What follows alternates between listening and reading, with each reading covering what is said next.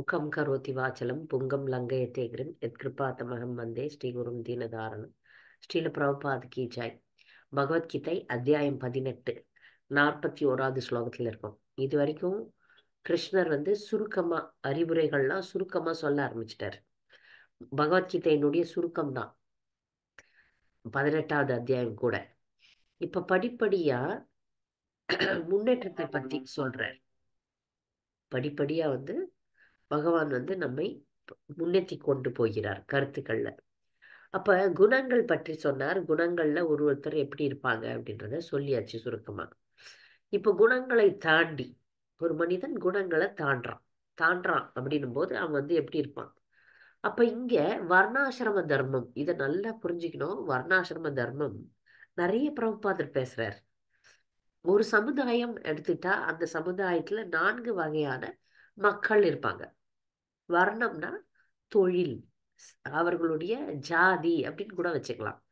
ஆனால் ஜாதி என்பது அவர்கள் எந்த ஜாதியில் பிறந்தார்கள் என்பதை அடிப்படையாக வைத்தது இல்லை, அவர்களுக்குரிய இயல்பை வைத்துதான் ஜாதி. நல்லா புரிஞ்சுக்கணும். ஆனால் வேத பண்பாட்டுல என்னன்னா வழி வழியா இப்போ ஒரு ராஜ பரம்பரைனா ராஜ பரம்பரை.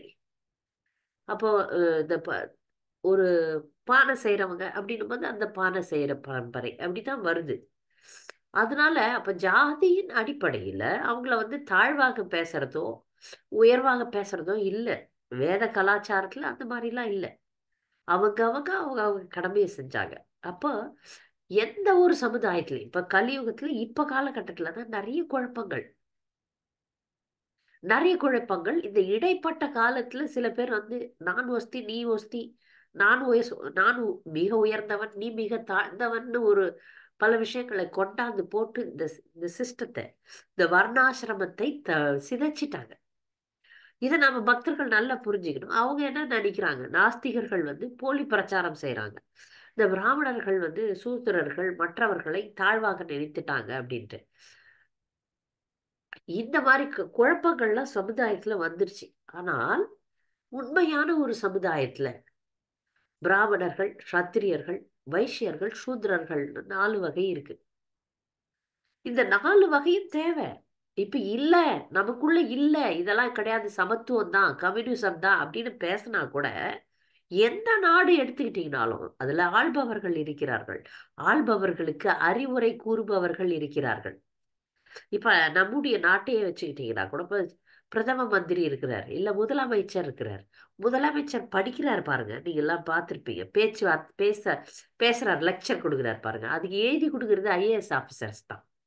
இந்த டீட்டெயில்ஸ் எல்லாம் என்னென்ன இந்த மாதிரி அவர் செயல்படுறார். அவர் ஒரு சத்திரியன்னு வச்சுக்கலாம். இப்ப சத்திரியர் யாரும் கிடையாது, சத்திரியனா வச்சுக்கலாம். ஆனா அந்த சத்திரியனுக்கு அறிவு கொடுப்பது யாருன்னு பாத்தீங்கன்னா அந்தணர்கள். இவங்கெல்லாம் ஜாதி இல்லை, எதுவும் இல்லை, அது இல்லைன்னு சொல்றாங்க. ஆனா ஆள்பவன் அப்படின்னா அது சத்திரியன். அந்த ஆள்பவனுக்கு அறிவை கொடுப்பவன் பிராமணன். அப்ப நீங்க பாத்தீங்கன்னா எந்த ஒரு சமுதாயத்திலையும் இந்த ஐஏஎஸ் ஆபீசர்ஸ் இருப்பாங்க. அவங்கெல்லாம் நிறைய படிச்சு இந்த இது அரசியல்லாம் நல்லா தெரிஞ்சு அந்த ஆளும் நபருக்கு அறிவாக இருப்பவர்கள் இவர்கள்லாம் ஒரு கூட்டமே இருக்கும். இப்ப கூட இருக்கு. அப்ப ஆள்பவர்களுக்கு அறிவுரை கூறுபவர்கள் அந்தணர்கள். ஆனா உண்மையான சமுதாயத்துல தெய்வி வர்ணாசிரமத்துல இந்த அந்தணர்கள் என்பவர்கள் மற்றவர்களிடம் கை நீட்டி சம்பளம் வாங்காதவர்கள். பிராமணர்கள் அப்படின்னா அவங்க முழுக்க முழுக்க சமுதாயத்தை வழி நடத்தும் ஆன்மீக அறிவை கொடுப்பவர்கள். இதை நல்லா புரிஞ்சுக்கணும். சமுதாயத்தை வழி நடத்துவதற்காக ஆன்மீக அறிவை கொடுப்பவர்கள். வியாபாரம் பண்ண மாட்டாங்க. பிராமண தொழிலை யாரெல்லாம் வியாபாரம் பண்றாங்களோ அப்ப அவங்க பிராமணர்கள் கிடையாது. ஏன்னா இப்பெல்லாம் நம்ம பாக்குறோம்ல, பிராமணர்கள்லாம் இப்ப ஒரு கிரகப்பிரவேசமா, கிரகப்பிரவேசம் அதுக்கு இவ்வளவு பணம் இதை பண்ணணும், திருமண சடங்கா அதுக்கு இவ்வளோ, இதுக்கு இவ்வளோ அப்படின்னு ரேட் ஃபிக்ஸ் பண்ணிடுறாங்க. எப்ப ரேட்டை ஃபிக்ஸ் பண்றாங்களோ பிராமணர்கள் கிடையாது அவங்க, அது வியாபாரிகள். இந்த அது சூத்திரர்கள் கூட. ஏன்னா சூத்திரர்கள் நான் ஒரு பானை செஞ்சு கொடுக்குறேன், அந்த பானைக்கு இவ்வளவு விலை அப்படின்றது அது சூத்திரர்கள். பிராமணர்கள் என்பவர்கள் கிருஷ்ணருக்காக கடவுளுக்காக வாழறவர்கள். அவர்கள் யாரிடமும் எதற்காகவும் கை நீட்ட மாட்டாங்க. அவ்வளவுதான். அவங்க செய்வாங்க, செஞ்சுட்டு அதுக்கு வந்து காசு வாங்குறது கிடையாது. அப்ப அவர்களை பராமரிக்கும் பொறுப்பான சத்திரியர்கள் இருந்தார்கள். இப்ப அதுவும் இல்ல. இப்ப சமுதாயம் ஏன் குழம்பி போச்சுன்னா எந்த ஒரு வர்ணமும் சரியா இல்ல, அதனால குழம்பி போயிருக்கு. ஆனா உண்மையான சமுதாயம் எப்படி இருக்க வேண்டும் அப்படின்றத மட்டும் பேசுறேன். இப்ப கிருஷ்ணர் எப்படிப்பட்ட சமுதாயத்தை இருக்க வேண்டும், எப்படி ஒரு சமுதாயம் இருக்க வேண்டும்னு நமக்கு வழிகாட்டுறார். அப்ப இந்த பிராமணர்கள் என்பவர்கள் ஆன்மீகத்திற்காக மட்டுமே வாழ்பவர்கள். மக்களை ஆன்மீக பாதையில் செலுத்துவதற்காக மட்டுமே வாழ்பவர்கள் பிராமணர்கள், அறிவாளிகள். ஆனா அவங்க வந்து அவ்வளவு பலசாலியான்னு சொல்ல முடியாது. ஆனா பலசாலியாகவும் இருந்தார்கள், துரோணாச்சாரியார் மாதிரி.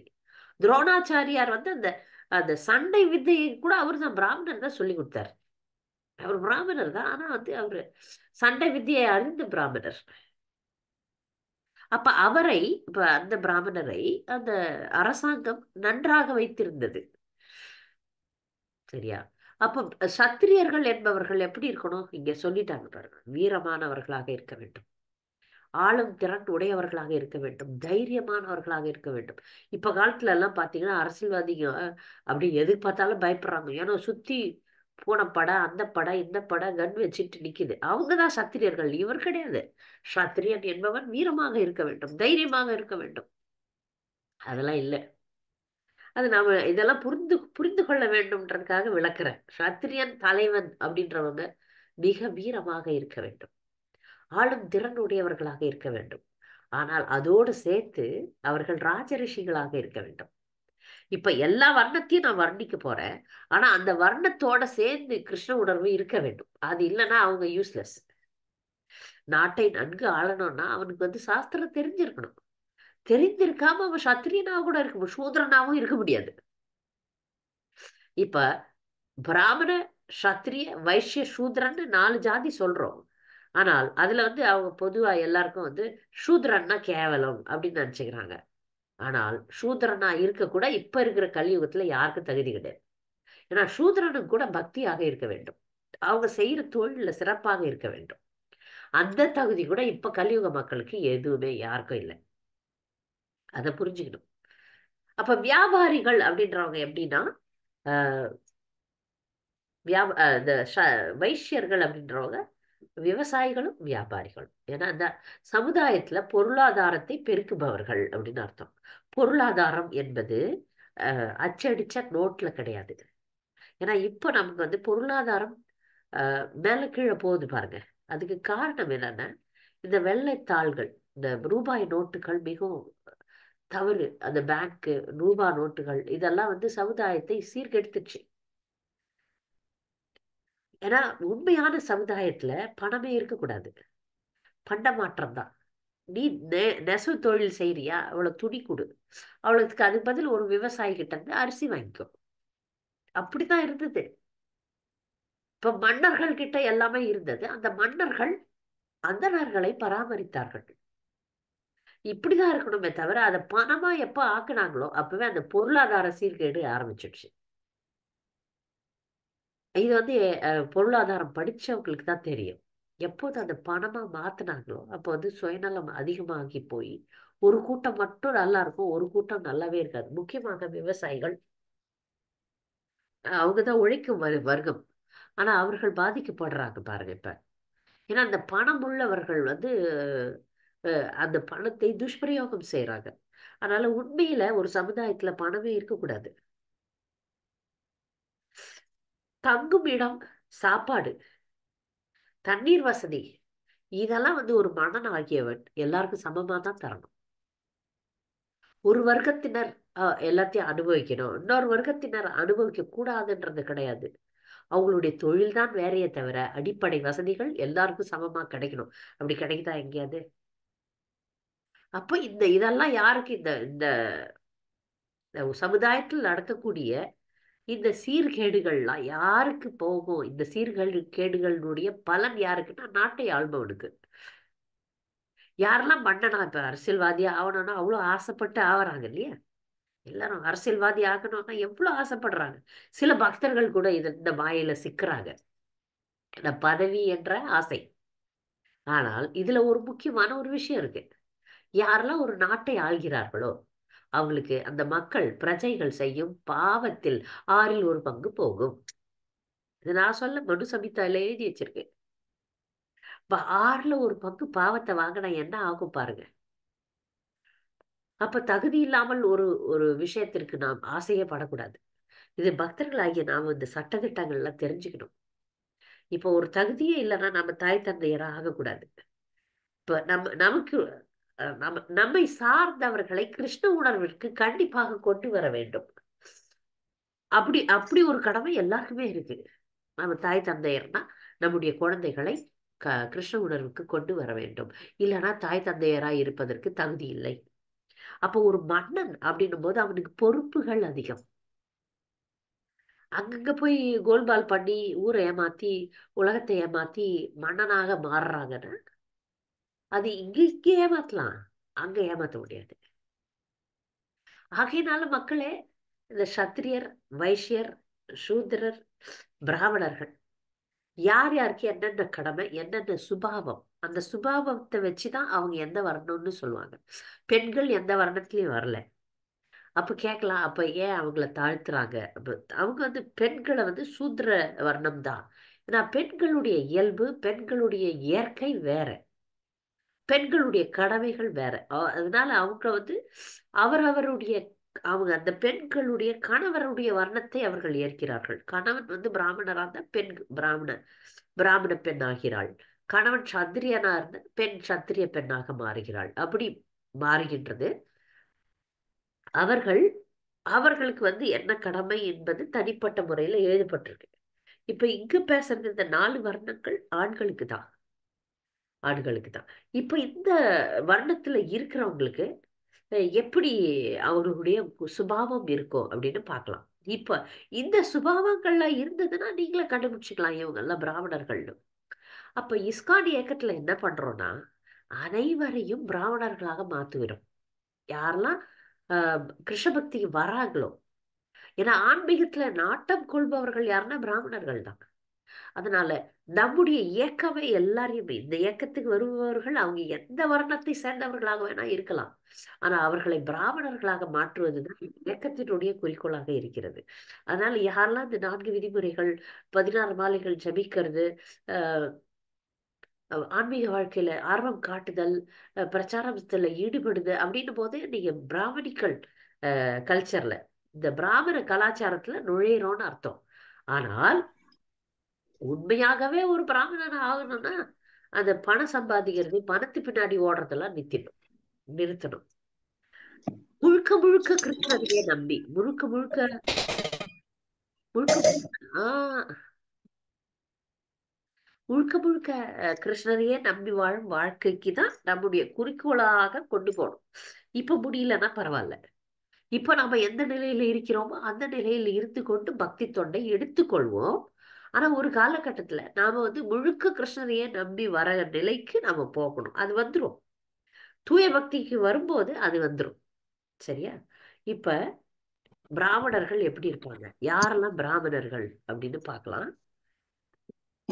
அமைதி, சுய கட்டுப்பாடு, தவம், தூய்மை, சகிப்புத்தன்மை, நேர்மை, அறிவு, பகுத்தறிவு, ஆத்திகம் ஆகியவை ஆகிய இயற்கையான தன்மைகளில் பிராமணர்கள் செயல்படுகின்றனர். இதெல்லாம் ஆர்டிபிஷியலா செயற்கையா வராது, இயற்கையாவே வரும். இப்ப பக்தி பிரச்சாரத்துல ஈடுபடுற நாம கூட பாத்தீங்கன்னா சில பக்தர்களுக்கு சொப்பா சொன்னோம்னா போதும், அது வெறும் அந்த விளக்கை அப்படி தூண்டி விடுற மாதிரி அவர்கள் இயல்பாவே இதெல்லாம் இருக்கும். அதாவது இந்த முதல் கட்ட பிரச்சாரத்துல சுலபமா வரக்கூடியவர்கள் தான் பிராமணர்கள். அமைதியாக இருப்பார்கள், சுய கட்டுப்பாட்டுடன் இருப்பார்கள். அந்த சுய கட்டுப்பாடுன்றது ஆன்மீகத்துக்கு ரொம்ப ரொம்ப முக்கியமானது. 4 விதிமுறைகளை கடைபிடிக்கலாம் ஆன்மீகத்துல முன்னேற்றமே கிடையாது. அப்போ பிராமணர்கள் என்பவர்கள் சுய கட்டுப்பாட்டுடன் இருப்பார்கள், தவம் செய்வார்கள். தவம் என்பது இப்ப கலியுகத்துல நம்ம செய்யற விரதங்கள், ஏகாதசி விரதம், அதிகாலையில் எழுந்திருப்பது, குளிரையும் வெயிலையும் பொருட்படுத்தாது சேவைகளை செய்வது, இதெல்லாம் தவம். தூய்மையாக இருப்பது. சில நேரங்கள்ல இது இஸ்கான் பக்தர்கள் வந்து நான் பார்த்திருக்கேன். பிராமணர்கள்ல வெறும் தூய்மை மட்டும்தான் அப்படின்னு நினைச்சுக்கிறாங்க. பிராமணர்கள்னு வெறுமனே நான் பார்த்திருக்கேன் சில பேரை. அவங்க வந்து வெறுமனே எங்க போனாலும் குளிச்சுன்னு இருப்பாங்க. அவ்வளவுதான். அவ்வளவுதான் அவங்க செய்யறது. அது சுத்தமாக இருப்பது சரிதான். அது வெளி சுத்தம். குளிப்பது என்பது வெளி தூய்மை. உள் தூய்மை என்பது அதை விட முக்கியமானது. இப்ப பிராமணர்கள் வந்து உண்மையாகவும் நேர்மையாகவும் உள் தூய்மை உடையவர்களாகவும் இருக்க வேண்டும். அதுதான் தூய்மைன்னு சொல்லுது. தூய்மைனா வெறுமனே குளிச்சு குளிச்சு குளிச்சு குளிச்சு நான் நிறைய பேர் பார்ப்பேன். குளிப்பாங்க. ஏன்னா நாங்க பிராமணர்கள் குளிப்பார்கள். அவ்வளவுதான். நான் புரிந்து கொள்வேன். ஏன்னா வெறுமனே குளிக்கிறதுல மட்டும் பிராமண தன்மையை காட்டுறது கிடையாது. ஒரு இளம் பெண் தவறுதலாக பிராமண தீட்சை வாங்கிடுச்சு. வாங்கிட்டு எதை தொட்டாலும் கை கழுவுறது, எதை பண்ணாலும் குளிக்கிறது. இதே மாதிரி அது ஒரு மனோ தத்துவ ரீதியான ஒரு வியாதியா மாறிவிட்டது. அது பிராமண தன்மை இல்லை. நீங்க பாத்தீங்கன்னா சில பிராமணர்கள்லாம் வந்து குளிக்க போறதுக்கு மடின்னு ஒரு விஷயத்த கடைபிடிப்பார்கள். அது பார்ப்பீங்க. அங்க பக்தி மைனஸ் ஆயிடுது. அவங்க அந்த குச்சியில வந்து துணியை எடுத்துட்டு போய் அங்க பாத்ரூம்ல போடுவாங்க. ஏன்னா குளிக்கிறதுக்கு முன்னாடி சுத்தமான துணியை தொட்டோம்னா அது அசுத்தமாயிடும்ன்றது கருத்து. அதுக்காக அவங்க செய்யறதெல்லாம் பாத்தீங்கன்னா உங்களுக்கு வந்து எங்கேயோ போகும். இத பண்றது அவங்களுடைய கவனம் அதிலேயே இருக்குமே தவிர பக்தியில இருக்காது. இது அவர்களுடைய பிராமண தன்மையை அழித்து விடுகிறது. அது வந்து பிராமணர்கள் என்பவர்கள் அன்பானவர்கள். இந்த மாதிரி ஒரு சட்டதிட்டங்களை வைத்துக்கொண்டு அன்பையும் கட் பண்ணிடுவாங்க. இது தொட்டா தப்பு, அது தொட்டா தப்பு, அது தப்பு, இது தப்பு, இது தப்பு, அது தப்பு. இதிலேயே மூழ்கி மூழ்கி மூழ்கி அவங்க பக்தியை விட்டு விலகி சென்று விடுகிறார்கள். அதெல்லாம் சுத்தமாக இருக்க வேண்டியது கண்டிப்பாக தேவை. அசுத்தமான விஷயங்கள்ல நம்ம வந்து போய் கையை வச்சோம்னாலோ எதை பண்ணோம்னாலும் சுத்தமாக இருக்க வேண்டும். கை கழுவ வேண்டும். மலம் கழித்தால் குளிக்க வேண்டும். இதெல்லாம் பொதுவான விதிகள். ஆனா விதிமுறைகளே வாழ்க்கையா வச்சுட்டு இருக்கிறவங்க தங்களை பிராமணர்களா சொல்ல முடியாது. ஏன்னா பிராமண தன்மை என்பது ஆன்மீகத்திற்கு முக்கியத்துவம் தருவது அப்படின்றதுலதான் முதல் பாயிண்டே. அதை நாம் சரியாக புரிந்து கொள்ள வேண்டும். சரியாக புரிந்து கொள்ளாமல் நான் சொன்ன மாதிரி இந்த இளம் பெண் அந்த கணவருக்கும் குழந்தைகளும் என்ன பாடுபடுறாங்கன்னு பாருங்க. இது பண்ணோம் அதை பண்ணோம்.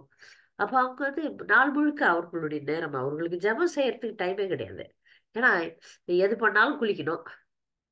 அப்ப பாத்ரூம்ல தான் நாள் போகுது. அப்ப அது வந்து அந்த தூய்மையை சொல்லல. அது வந்து ஒரு வெறித்தனமான தூய்மை. தூய்மை என்பது உள்ளமும் தூய்மையாக இருக்க வேண்டும். நாம் இருக்கும் இடத்தையும் தூய்மையாக வைத்துக் கொள்ள வேண்டும். அடுத்து சகிப்புத்தன்மை.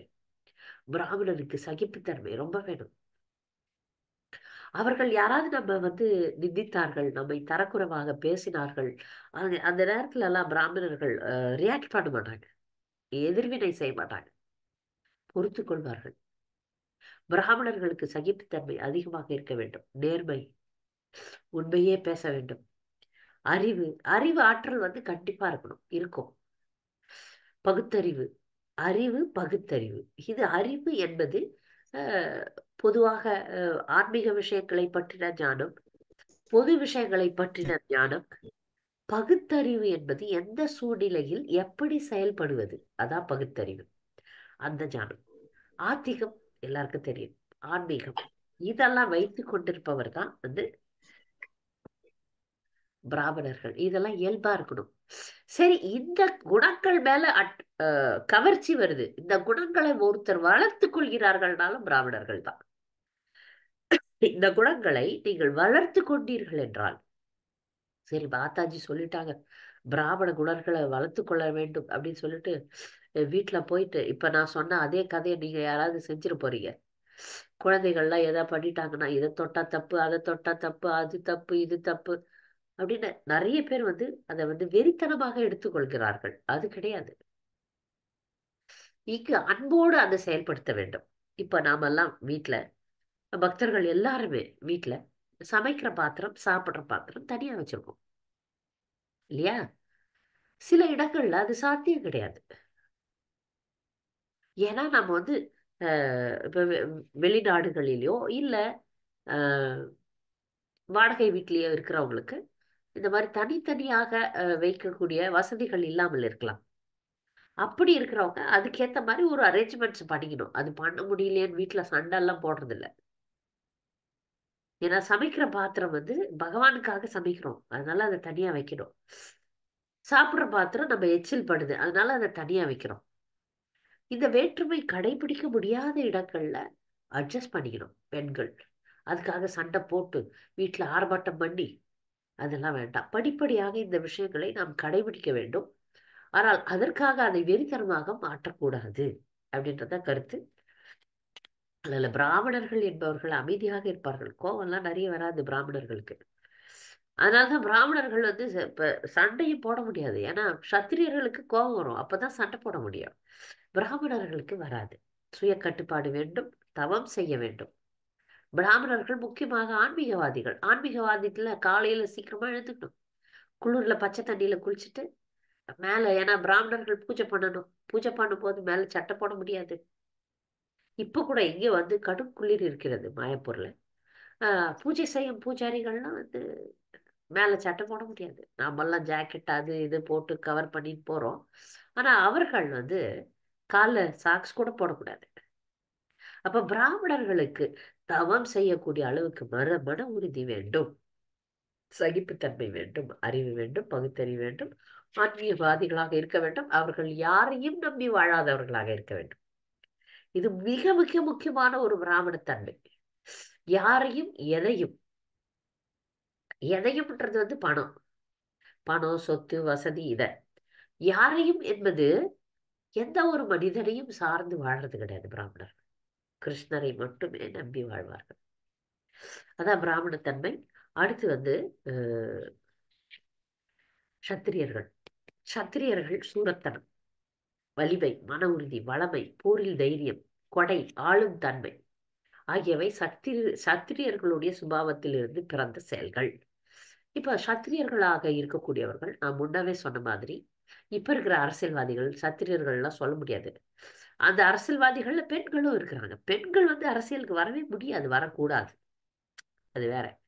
அப்போ சூரத்தனம் ஒரு பெண்ணு, சில பெண்கள் நாம் பார்த்திருக்கிறோம் வரலாற்றுல சூரிகளாக குதிரையில போய் சண்டை எல்லாம் போட்டிருக்காங்க. அது வந்து விதிவிலக்கான சூழ்நிலை.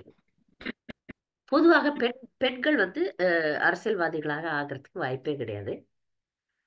அப்ப இருக்கிற ஆண்கள்ல நம்ம பார்த்தோம்னா, ஆண்கள் என்பவர்கள் வீரமாக இருக்க வேண்டும், போரில் பயிற்சி பெற்றவர்களாக இருக்க வேண்டும். தங்களை சுத்தி ஒரு 10 பேரை வச்சுக்கிட்டு அதுக்கு நடுவுல புல்லட் ப்ரூஃப் கார்ல போறது சூரத்தனம் கிடையாது. எதிரிகள் வந்தாங்கன்னா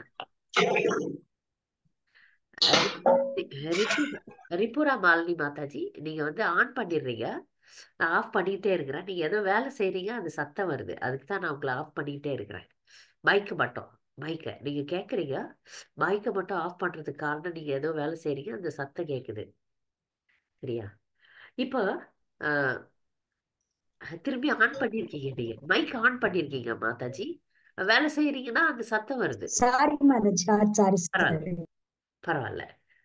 மைக் ஆஃப் பண்ணிட்டு நீங்க கேக்குறீங்க, ரைட்டு, வேற ஏதோ வேலை கூட செய்யலாம்.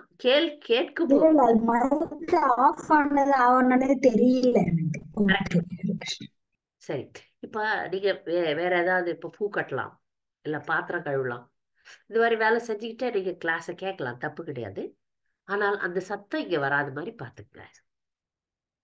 ஏன்னா கேட்கறது அப்ப ரெண்டு விஷயங்கள் கேட்க முடியாது. இப்ப நீங்க ஜபமும் பண்ணின்னு கிளாஸை கேட்க முடியாது. ஒரு விஷயத்த கேட்கலாம், ஒரு விஷயம் வேற எதுனா அப்ப கேட்டுக்கொண்டே வகுப்பு கேட்டுக்கொண்டே நீங்க வேலை செய்யலாம் கண்டிப்பா. ஏன்னா நிறைய தாய்மார்கள் குழந்தைகளுக்கு சாப்பாடு போடலாம், இல்ல ஏதாவது செய்யலாம், கீரை கிள்ளலாம், கிளாஸ் கேட்டுட்டு இந்த மாதிரி விஷயங்கள்லாம் செய்யலாம். ஆனால் அந்த சத்தம் இங்க வராத மாதிரி பாத்துக்கங்க. நேரடியாக கவனமாக கேட்கறது வந்து கொஞ்சம் நல்லது, ரொம்ப நல்லது. உங்களுக்கு வந்து அது உள்ள இறங்கும், கருத்துக்கள் உள்ள இறங்கும். சரியா? இப்ப இந்த சூரத்தனத்தை பற்றி பேசுகிறோம். சத்திரியர்கள் எப்படி இருக்க வேண்டும்? வீரமானவர்களாக இருக்க வேண்டும், உடல் வலிமை இருக்கணும். சத்திரியர்களுக்கு உடல் வலிமை இருக்கணும். அதுவே சோஞ்சானா நோஞ்சானா இருக்கிறவன்லாம் சத்திரியனா வர முடியாது. ஒரு அரசியல்வாதி அப்படின்னும் போது, ஒரு தலைவன் அப்படின்னும் போது, அங்கு வீரத்தனம் கண்டிப்பாக இருக்க வேண்டும், உடல் வலிமை கண்டிப்பாக இருக்க வேண்டும், உறுதி வேண்டும். இங்க மன உறுதி பிராமணனுக்கும் வேணும், சத்திரியனுக்கும் மன உறுதி வேணும். சத்திரியனுக்கு என்ன மன உறுதி வேண்டும்? அவனுடைய செயல்பாட்டில் வந்து உறுதியாக இருக்க வேண்டும். முடிவுகளை சரியாக எடுக்க வேண்டும். திடீர்னு எதிர் நாட்டு மன்னன் வரப்போறான். அந்த நேரத்துல வந்து மனம் தளர்ந்து விழுந்துடக்கூடாது. ஐயோ என்ன பயப்படக்கூடாது. மன உறுதி. அங்கு வீரமாக உடனே செயல்படக்கூடிய அறிவுடையவனாக இருக்க வேண்டும். அப்போ வளமைனா செல்வம். செல்வம் நிறைந்தவனாக, போரில் தைரியம் உள்ளவனாக, கொடை உள்ளவனாக இருக்க வேண்டும். இப்ப ஒரு சத்திரியன் என்பவன் ஒரு நாட்டை ஆள்பவனுக்கு தயால குணம் வேண்டும். ஏன்னா நாட்டை ஆள்பவன் தானே உலகத்துக்கு அந்த நாட்டுக்கு நாட்டுல இருக்கக்கூடிய மக்களுக்கு பணத்தை கொடுப்பவன், பொருளாதாரத்தை கொடுப்பவன் யாருன்னா மன்னன் தான். பிராமணர்களை பராமரிக்க வேண்டியவன் யாரு? மன்னன் தான். அப்ப நாட்டுல இருக்கக்கூடிய கோயில்களை பராமரிக்க வேண்டியவன் மன்னன். அதனால அவன் கொடையாளியாக இருக்க வேண்டும். தான தர்மம் நிறைய செய்யக்கூடியவனாக இருக்க வேண்டும். அதனால ஆளும் தன்மை அப்படின்றது ரொம்ப முக்கியம். மேனேஜ்மெண்ட். யார் யாருக்கு எந்தெந்த பொறுப்பை வகிக்க வேண்டும், எவ்வளவு வரி வசூலிக்க வேண்டும், எப்படி மக்களுக்கு சட்டதிட்டங்களை கொடுக்க வேண்டும், இதெல்லாம் வந்து சத்திரியனுக்கு இருக்க வேண்டிய ஒரு முக்கியமான குணங்கள்.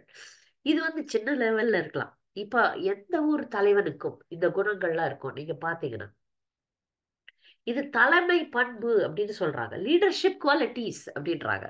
இந்த லீடர்ஷிப் குவாலிட்டிஸ், இந்த சத்திரிய குணம், இது வந்து வீரம் கண்டிப்பா இருக்கும். தைரியம் இருக்கணும், மன உறுதி இருக்கணும், அறிவு இருக்கணும், கொடை குணம், நாலு பேருக்கு நல்லது செய்யக்கூடிய மனப்பாங்கு வேணும். இப்ப நல்லது செய்யணும், அப்பதான் தலைவன்.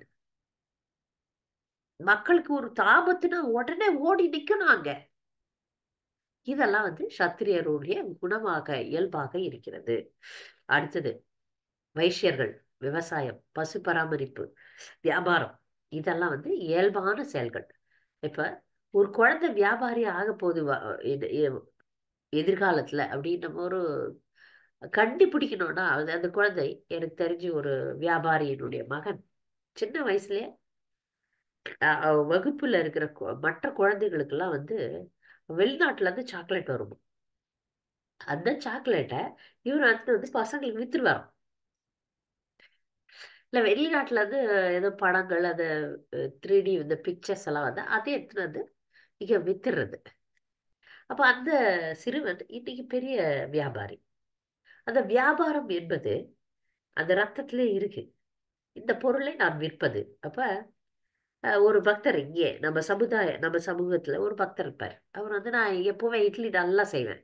இட்லி செஞ்சு கொடுத்த உடனே, மாதாஜி நீங்க மாவு வைக்கல, நீங்க நல்லா இட்லி சொல்றீங்க, இந்த மாவை வித்துருக்கல அப்படின்னு சொல்லுவாரு. நான் சொன்னேன், நீ வியாபாரி, நான் பிராமணன்.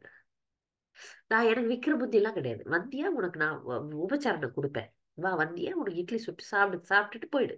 உனக்கு எமர்ஜென்சியா மாவு வேணும்னா ஆட்டி கொடுத்துட்றேன், எடுத்துக்கோ. ஆனா என்னால அதை வியாபாரம் ஆக்க முடியாது. நான் வியாபாரி கிடையாது, எனக்கு வியாபார புத்தியும் கிடையாது அப்படின்னு சொன்னேன். அவனுக்கு புரியல. சரி, விட்டுட்டேன்.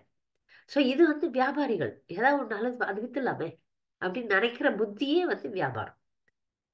சரியா? அப்போ ப- விவசாயிகள் எதையுமே விளைவிக்க பார்ப்பாங்க. ஒரு விதை போட்டு ஒரு செடி வாக்கி அதுல வர்ற அதை வந்து கிருஷ்ணருக்கு அர்ப்பணித்து, எல்லாமே சேவைதான்.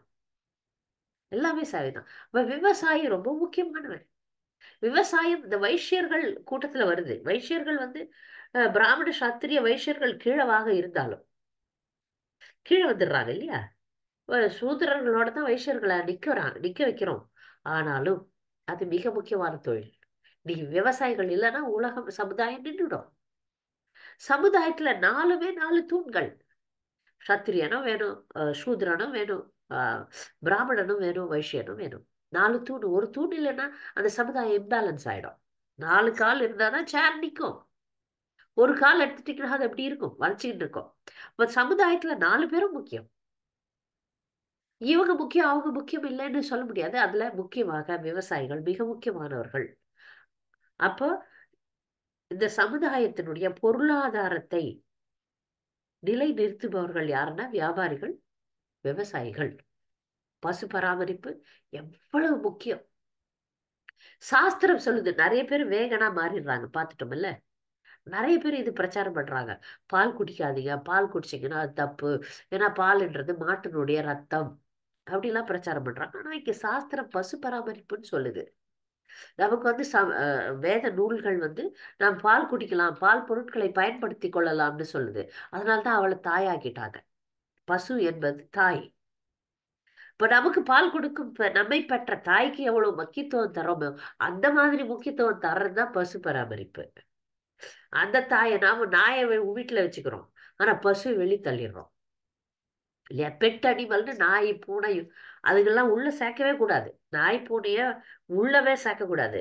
ஆனா நாய் பூனைய வீட்டுக்குள்ள வச்சுட்டு பசுவை வந்து ரொம்ப கேவலப்படுத்துறாங்க மக்கள். பசுவை வெட்டியும் சாப்பிடுறாங்க. அது மிக மிக மிக மிக தவறு. பசு சாஸ்திரத்தை பொறுத்த வரைக்கும் உனக்கு ஒரு தாயாக கொடுக்கப்பட்டவள். அது ஒரு குழந்தை பெற்ற பெண் தாயினா ஒரு குழந்தைக்கு மட்டும்தான் பால் கொடுக்க முடியும். பசு தாய் எல்லா குழந்தைகளுக்கும் பால் கொடுக்குறா. அவளை தாயாக பராமரிச்சோம்னா அந்த குடும்பத்தை அவ காப்பாத்துவா, லக்ஷ்மி. அதனால பசு பராமரிப்பு பிராமண கலாச்சாரம் ரெண்டுமே சமுதாயத்திற்கு மிக மிக மிக மிக முக்கியமானது. அதனாலதான் இஸ்கான் இயக்கம் வந்து பசு பராமரிப்புக்கும் பிராமண கலாச்சாரத்துக்கும் முக்கியத்துவம் தருகிறது. யார் வேணா பிராமணரா ஆகலாம். அந்த குணங்கள் உங்கள்கிட்ட இருந்ததுன்னா அதை வளர்த்து கொண்டு, பக்தி அதிகமாக இருக்கிறதுனாலே பிராமணத்தன்மை தான். அப்போ நாமெல்லாம் அப்ப பிராமணர் எல்லாருமே பிராமணரா ஆயிட்டா யார்தான் வியாபாரம் பண்றது? யார்தான் சத்திரியரா இருக்கிறது? யார்தான் சூத்திரரா இருக்கிறது? அதுலயும் வந்து ஒரு இயல்பு வந்துரும். அந்த பிராமணர்கள் சமுதாயத்திலையும் ஒரு இயல்பு வந்துரும். ஒரு சிலர் வீரமாக இருப்பார்கள், ஒரு சிலர் வந்து எல்லாருக்கும் உழைத்து உழைத்து உழைத்து சேவை செய்வார்கள். அப்ப அவங்க சூத்திரர்களாக பார்க்கப்பட மாட்டார்கள், அவர்கள் பிராமணர்கள் தான். ஆனால் உழைக்கும் தன்மையை அதிகப்படுத்துகிறார்கள் படித்து வரும் சூத்திரர்களுக்கு. இப்ப சூத்திரர்கள் அப்படின்றவங்க இந்த ஒரு சமுதாயத்துக்கு மிக மிக முக்கியமானவர்கள். செருப்பு இல்லாம நடக்க முடியுமா சொல்லுங்க? எல்லாருக்கும் அன்றாட வாழ்க்கையில தேவையான அத்தியாவசியமான பொருட்களை செய்யறது சூத்திரர்கள் தான். நம்மால மூட்டை தூக்க முடியுமா? சூத்திரர்கள் தான் தூக்குறாங்க. அதுக்குதான் கலியுக அசுரர்கள் எல்லாத்துலயும் மிஷினை கொண்டாந்துடலாம் அப்படின்னு திட்டம் போடுறாங்க இல்லையா? ஆஹ் அறுவடை பண்றதுக்கு மிஷினு, அந்த நெல்லை வந்து தூத்துறதுக்கு மிஷினு, நெல்லை குத்துறதுக்கு மிஷினு. மனிதர்களே தேவையில்லை, எல்லாத்தையும் மிஷின்ல வச்சுட்டு மனிதர்கள் எல்லாம் இன்ஜெக்ஷன் போட்டு சாவடிச்சிடலாம். இப்படிதான் இந்த கலியுக அசுரர்கள்லாம் போறாங்க. இது வந்து தெரிஞ்ச பக்தர்கள் இதுல இருந்து தப்பிச்சு வர்ணாசிரமத்தை ஏற்படுத்தி இயற்கையான வாழ்க்கையை ஆரம்பிக்கிறார்கள். நல்லா புரிஞ்சுக்குங்க இந்த கருத்துக்கள்லாம். இது நம்முடைய வரக்கூடிய சமுதாயத்தினருக்கு இது வந்து உபயோகமாக இருக்க வேண்டிய விஷயங்கள். சூத்திரனா இருக்கிறது தப்பு கிடையாது. ஏன்னா அவன் வீரமாக அவனுக்கும் உடல் வலிமை தேவை. சூத்திரனா இருக்கிறது சுலபமான விஷயம் கிடையாது. பாரசை அது ஒரு ஸ்கில்டு ஜாப்னு சொல்ற பாருங்க. ஒரு பாண்டங்கள் மண்பாண்டங்கள் செய்யறது, செருப்பு தைக்கிறது, தங்க நகைகள் செய்யறது, இரும்பு விஷயங்களை செய்யறது, இதெல்லாம் வந்து ஸ்கில்டு ஜாப். அண்ணான் துணி துவைக்கிறவங்க, இதெல்லாம் இந்த சமுதாயத்துக்கு மிக மிக முக்கியமானவர்கள். சவர தொழில் செய்யறவங்க இவங்கெல்லாம் சூத்திரர்கள் தான். ஆனால் அவர்களுக்கு பக்தி தடை விதிக்கப்படவில்லை. அவர்களும் அவங்களுக்கு உரிய கடமைகளை செய்து விட்டு அவங்களும் வந்து பக்தி தொண்டு செய்ய வேண்டும். இந்த கோயில்ல வந்து அவரவர் சேவை இருக்கு. நீங்க ஜெகநாத் பூரி எடுத்துக்கோங்க, இல்ல ஸ்ரீரங்கம் எடுத்துங்க, கோயில் கலாச்சாரம்னு ஒண்ணு இருக்கு. அங்க வந்து பகவானுக்கு ஆரத்தி காட்டுறது பிராமணர்கள். பகவானை சுமப்பது வந்து யாருன்னு பாத்தீங்கன்னா சத்திரியர்கள் இல்ல சூத்திரர்கள். அங்க எல்லா விதமான மக்களுடைய தேவையும் இருக்கிறது. இப்ப இந்த கோயில் கலாச்சாரத்துல எல்லாருமே இருக்கிறாங்க. அவங்க எல்லாருமே பக்தர்கள், அதை நல்லா புரிஞ்சுக்கணும். அப்ப சரியான ஆச்சாரியர்கள்லாம் இருந்தப்ப, ராமானுஜாச்சாரியர்கள்லாம் இருந்தப்ப அவங்க வந்து பாகுபாடே பார்க்கல. இந்த வேலையை நீ செய்யும் போதுதான் அந்த வேலையை செய்யற, மற்றபடி பிரசாதம்லாம் உண்ணும் போது எல்லாரும் ஒன்னாதான் உட்கார்ந்து சாப்பிட்டாங்க. அங்க பாகுபாடு கிடையாது. அடிப்படை விஷயங்களில் பாகுபாடு கிடையாது. அடிப்படை விஷயங்கள் எல்லாருக்கும் சமமாக வழங்கப்பட்டது. அப்பதான் அந்த சமுதாயம் சரியான சமுதாயம். அது நம்ம சில இடங்கள்ல நான் பாக்குறோம். ஒரு கோயில் சமுதாயத்தை எடுத்துக்கலாம். நான் பார்த்திருக்கேன். கோயில் சமுதாயத்துல அந்த டெம்பிள் பிரசிடென்ட், அவங்க மனைவி, அவங்க மட்டும் எல்லாமே நிறைய கிடைக்கும். மத்த மக்கள்லாம் அப்படியே ஒதுக்கிடுவாங்க. இது தவறான மேனேஜ்மெண்ட். சாப்பாடு, துணிமணி, தங்கும் வசதி, இது மட்டும் எல்லாருக்குமே சரியாக வழங்கப்பட வேண்டும். மற்ற விஷயங்கள், வேலைகள்லாம் செய்யறாங்க. இது கோயிலை நிர்வகிக்கும் தலைவர் இருக்கிறார். அவர் கொஞ்சம் வேகமா போனோன்ட்டு அவருக்கு சில வாகனங்களை வைத்துக் கொள்ளலாம், சில வசதிகளை வைத்துக் கொள்ளலாம்.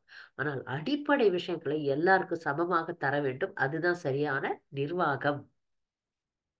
சரியான நிர்வாகம். இது இஸ்கான் இயக்கத்துல கூட இந்த மாதிரி சரியான நிர்வாகம் இருப்பதில்லை. யாருக்கு பதவி பலம் இருக்கிறதோ அவர்கள் மட்டும் நல்லா இருக்கிறத நான் பார்த்திருக்கேன். ஆனால் அது ஒரு தவறான ஒரு மேலாண்மை, தவறான ஒரு மேனேஜ்மெண்ட். அதுல நாம ஒரு நல்ல சமுதாயத்தை உருவாக்க முடியாது. அங்க மனிதர்கள், அப்ப நான் பார்த்திருக்கேன் சில கோயில்கள்ல, அந்த கோயிலுடைய நிர்வாகிகளுடைய மனைவி பார்த்தீங்கன்னா தக தக தக தகன்னு இருப்பாங்க. அந்த கோயில்ல இருக்கிற தொழிலாளி, ஒரு சாதாரண வேலை செய்யறோடைய மனைவி பார்த்தீங்கன்னா அப்படியே ஏழையா இருப்பாங்க. அப்ப அவர்களுடைய மனசுல அவங்க மட்டும் எப்படி இருக்கிறாங்க பாருங்க. நாங்க ஏன் இப்படி இருக்கிறோம் அப்படின்ற ஒரு பொறாமை வருது. அப்ப அந்த சமுதாயத்துல ஒரு பொறாமைன்ற எண்ணம் அங்க வந்துருது. தலைவர்கள் என்பவர்கள் சரியாக இருக்கணும், சமமா இருக்கணும். இந்த சமுதாயத்துல இருக்கக்கூடிய அனைவருக்கும் அனைத்து விஷயங்களும் சமமாக கொடுக்க வேண்டும் அப்படின்றது. அவங்க மட்டும் பிரசாதத்தை உள்ள ஒழிச்சு வச்சுப்பாங்க. மற்றவங்களுக்கு எல்லாம் போ கிச்சடி சாப்பிடு போ, நாங்க உஸ்தி நெய் நெய் பாதாம் பிஸ்தா அதெல்லாம் உள்ள போயிடும். இதெல்லாம் தவறான விஷயங்கள். இதனால சரியான சமுதாயத்தை உருவாக்க முடியாது. தெரிஞ்சு அவங்க மட்டும் முன்னாடி நிற்பாங்க, மற்றவங்க எல்லாம் தள்ளி விட்டுருவாங்க. இதெல்லாம் அகெயின், இதெல்லாம் புரிந்து கொள்ள வேண்டிய விஷயம். அப்படிப்பட்டவர்கள் ஒரு சரியான சமுதாயத்தை உருவாக்க முடியாது. அங்க அந்த சமுதாயத்துல குழப்பங்கள் ஏற்படும். ஒரு சமுதாயத்துல குழப்பங்கள் ஏற்படுவதற்கு காரணம் தலைவர்கள். அதற்கான பொறுப்பையும் அவங்க தான் வகிக்கணும். நான் இந்த ஊருக்கு தலைவர், இங்க கூட ஊர் தான், இதுவும் ஊர் தான், இந்த ஊர்லயே தலைவர்கள் இருக்கிறாங்க. இந்த இந்த இந்த சமுதாயத்தில் நாங்கள் படும் கஷ்டத்திற்கு அந்த தலைவர்கள் தான் பொறுப்பு. இந்த கிளாஸ் அந்த தலைவர்கள் எல்லாம் கேட்கணும்னு நினைக்கிறேன். ஏன்னா அவங்க அவங்க வசதி மட்டும் பார்ப்பாங்க. அவங்க மனைவி, அவங்க குடும்பம் எல்லாம் சரியா இருப்பாங்க. ஆனா இங்கும் இந்த சமுதாயத்திலும் அடிப்படை நிலையில இருக்கிறவங்க எல்லாம் இருக்கிறாங்க. அவங்க எல்லாம் பார்ப்பாங்க. ஏன்னா இது அவங்க ஊரு. நல்லா புரிஞ்சுக்க. அவங்க ஊரு, அவங்க ஊர்ல வெளிய ஆளுங்க ஆளுமை செய்யும் போது அவங்க சமயம் பார்த்து கவுத்து விட்டுருவாங்க. எங்க ஊர்ல நீங்க எங்களை தொழிலாளி ஆகிட்டீங்கல்ல. இதற்கு காரணம் அடிப்படை விஷயங்களை அந்த மனிதனுக்கு தராதிருப்பதுதான். இதை தலைவர்கள் புரிஞ்சுக்கணும். ஒரு பக்தர்களுக்கு அடிப்படை விஷயம் இல்லைன்னா அவங்க ஆன்டியா மாறிடுவாங்க. இப்ப இதே சூத்திரர்கள் எதிர்க்க போயிட்டாங்கன்னா என்ன ஆகும்? உனக்கு மொட்டை அடிச்சு சிக்கா வைக்க மாட்டேன்னு நான் இவங்க எல்லாம் பார்பர்ஸ் எல்லாம் ஸ்ட்ரைக் போனாங்கன்னா, ஏன்னா எந்த பக்தரும் தலையை ஒழுங்கா வச்சுக்க முடியாது இல்லையா? அதனால தலைவர்களாகப்பட்டவர்கள் கீழ்நிலையில் இருக்கக்கூடியவர்களுக்கு சமமான அடிப்படை வசதிகளை செய்ய வேண்டும். அப்பதான் சமுதாயம் சரியாக இருக்க வேண்டும். இப்ப இங்க கிருஷ்ணர் அழகா கொண்டாண்டாரு. இப்ப எல்லாருக்கும் தெரிஞ்சு போச்சு, பிராமணர்கள் யாரு, சத்திரியர்கள் யாரு, வைசியர்கள் யாரு, சூத்திரர்கள் யாரு. சூத்திரர்களாக இருப்பது தவறு கிடையாது. ஒரு வேலையில் கை தேர்ந்தவர்களாக இருப்பது தவறு கிடையாது. அவர்களும் பக்தி செய்யலாம். இங்க எங்கேயுமே கிருஷ்ணர் சூத்திரர்கள் மட்டமானவர்கள் அப்படின்னு சொல்லல, சூத்திரர்கள் பக்திக்கு வர முடியாதுன்னு சொல்லல. நாம ஒரு சூத்திரரா இருந்தா அதுக்காக அசிங்கப்பட தேவையில்லை. அதற்குரிய இயல்பு. இப்போ இந்த மாதிரி சூத்திர தொழிலை பத்தி எல்லாம் சொன்னேன். அதுல அவர்கள் ஸ்கில்டா இருந்தா அதுலயே அவர்கள் முன்னேறலாம். இந்த சமுதாயத்துக்கு உதவக்கூடிய செயல்கள் தான் இத சொன்ன மாதிரி. சவர தொழில் செய்பவர்கள், நகை செய்பவர்கள், இரும்பு தொழிலாளிகள், மண்பாண்டம் செய்பவர்கள், துவைப்பவர்கள், மண்ணான்கள், மற்றவர்களுக்கு சேவை செய்யும் வேலைக்காரர்கள், இவங்கெல்லாம் சூத்திரத்துல தான் வராங்க. ஆனால் அவர்கள் எந்த விதத்திலையும் மற்றவர்களை விட மட்டமானவர்கள் கிடையாது. இப்ப அடுத்த ஸ்லோகத்துல இருந்து அது நல்லாவே தெரியுது பாருங்க. தனது குணத்திற்கு தகுந்த கடமைகளை பின்பற்றுவதால் ஒவ்வொரு மனிதனும் பக்குவம் அடைய முடியும். அதை எவ்வாறு செயலாற்றுவது என்பதை தற்போது என்னிடமிருந்து கேட்பாயாக. இப்ப நம்ம எந்த வர்ணத்துல பிறந்திருக்கோம், எந்த வர்ணத்தினுடைய இயல்பு நமக்கு இருக்கு, இயல்பை வச்சுதான் வர்ணம். எந்த இயல்புல நம்ம இருக்கிறோம்ன்றது தப்பு கிடையாது. அந்த இயல்புல இருந்து கொண்டு நாம் கிருஷ்ணருக்கு சேவை செய்ய முடியும். அந்த இயல்புல இருப்பவர்களுக்கு ஆன்மீக வாழ்க்கை தடை கிடையாது. ஏன்னா தவறான போதனை இந்த சமுதாயத்துல இருந்திருக்கு. தாழ்த்தப்பட்டவர்கள் கோயிலுக்கு வரக்கூடாது, தாழ்த்தப்பட்டவர்கள் இதெல்லாம் செய்யக்கூடாது, அதெல்லாம் செய்யக்கூடாதுன்னு. ஆனால் உண்மையான வர்ணாசிரமத்துல அது மாதிரிலாம் இல்லை. எல்லாருக்கும் பக்தி பொதுவானது.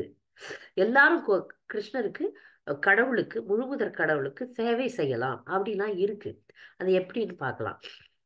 அப்ப 4 வர்ணத்துல இருக்கிறவங்களும் அவங்க அவங்க கடமையை செய்து கொண்டு ஒரு முக்கியமான புரிதலுக்கு வரணும். என்ன புரிதல்? அதுதான் கிருஷ்ணர் இப்ப சொல்றார் 46வது ஸ்லோகம்.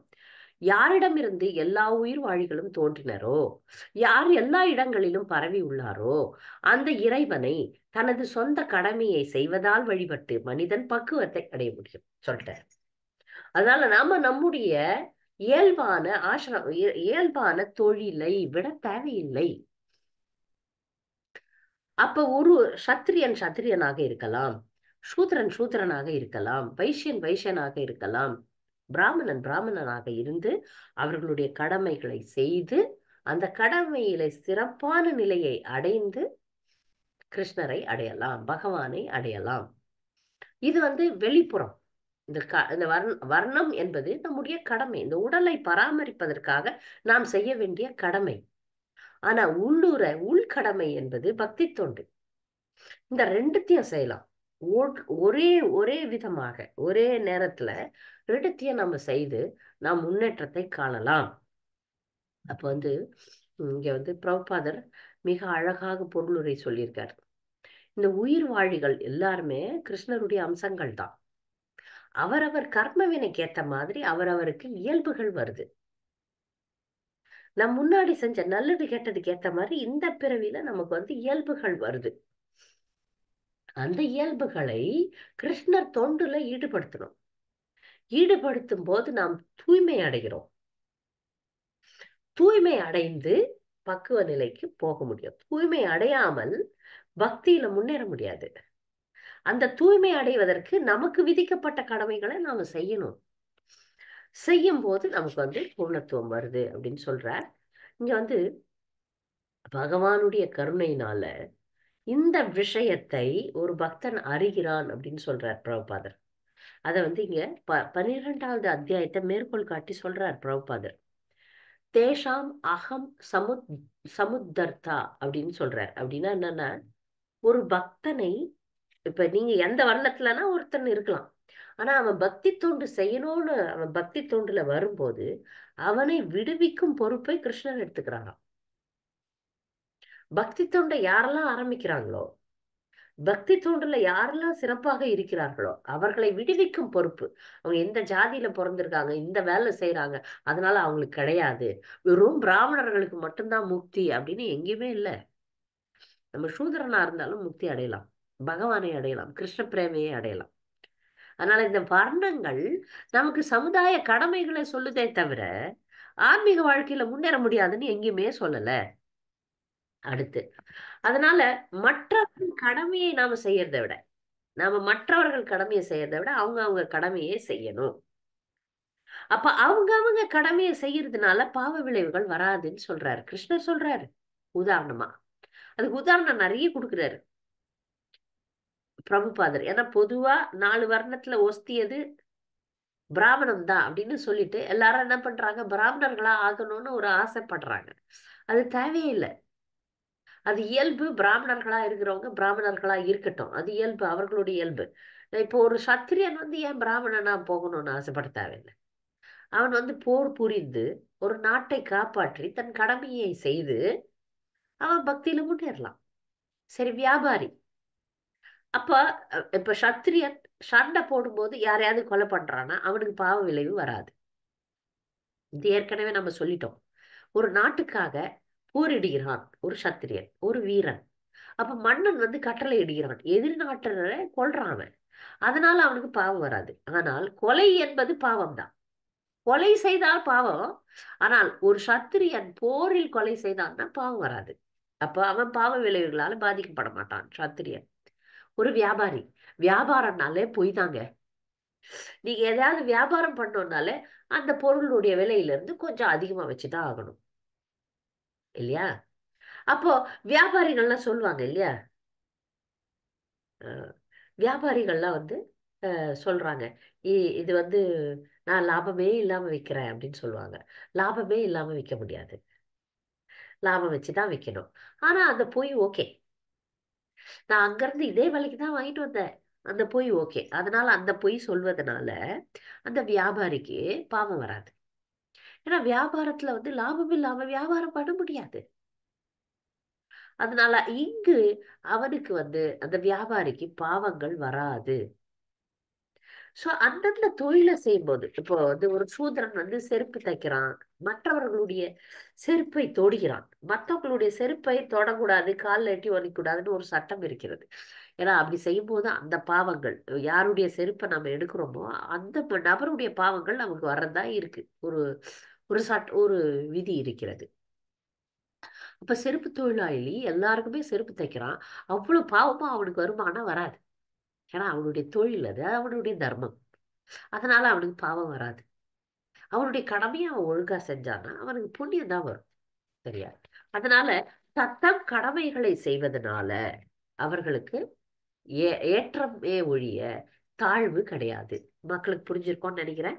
அடுத்து இது 48வது ஸ்லோகமும் வந்து ஒரு நல்ல ஸ்லோகம். எப்படின்னா, ஒவ்வொரு செயல்லையும், பௌதிக உலகம் அப்படின்னாலே செயல்ல வந்து குற்றங்கள் இருக்கும். அப்ப நெருப்பு புகையால் மூடப்பட்டிருப்பது போல், நெருப்பு நல்லது, புகை வந்து அவ்வளவு நல்லது இல்லை. நெருப்பு வந்து மறைக்குது இல்ல புகை. அப்ப அதனால தானே ஊதுறோம், ஊதி தள்ளி விட்டுறோம். நெருப்பு நிறைய வேணும்னா ஊதி தள்ளுறோம். அப்ப இந்த பௌதிக உலகத்துல ஏதாவது ஒரு காரியம் இருக்குதா, அந்த காரியம் ஏதாவது ஒரு குற்றங்களால சூழப்பட்டுதான் இருக்கு. மனிதர்கள்னா குற்றம் இழைப்பவர்கள். To err is human. மனிதனுடைய இயல்பு தவறு இழைப்பது அப்படின்னு பார்த்தோம்ல. 4 குறைபாடுகள் மனிதன்ல இருக்கு: ஏமாற்றும் குணம், தவறுகள் செய்வது, மாயையில் விழுவது இருக்குல்ல. இந்த மாதிரி 4 ஏமாற்றும் குணம், தவறுல விழுறது, அப்புறம் 4வது எது, புலன்கள், புலன்கள் பூர்ணமற்றவை அப்படின்னு 4 குறைகள் பார்த்திருக்கோம். அதுல ஏமாற்றும் குணம் வியாபாரிகளுக்கு இருக்கு. சரியா? அப்ப இந்த உலகத்துல எதுவுமே சுத்தமா பர்ஃபெக்டா பண்ண முடியாது. பௌதிக உலகத்தினுடைய இயல்பே வந்து மனிதர்கள் தவறு இழைக்கக்கூடியவர்கள். அப்ப இந்த தவறுகள்லாம், தோஷங்கள், எல்லா செயலும் தோஷம் நிரம்பியதாக இருக்கிறது. ஆனா நாம இங்க என்ன முயற்சி பண்ணணும்னா, என் கடமை எதுவும் அந்த கடமையை நான் செய்யறேன். சரியா செய்ய முடியலனாலும் அதை தான் நாம செய்யணும். நம்முடைய கடமை என்னன்னு முதல்ல புரிஞ்சுக்கணும். நான் வைசியனா, சூத்திரனா, சத்திரியனா, நான் யாரு? பெண்ணுக்கு தனி கடமை. நிறைய முறை வகுப்புல சொல்லியாச்சு நான் பக்தர்களுக்கு. பெண்களுக்குன்னு தனி கடமை இருக்கு. அப்ப அந்த கடமைகளை நாம ஒழுங்கா செய்யணும். அந்த கடமைகளை செய்து பக்தி தொண்டு செய்யணும்.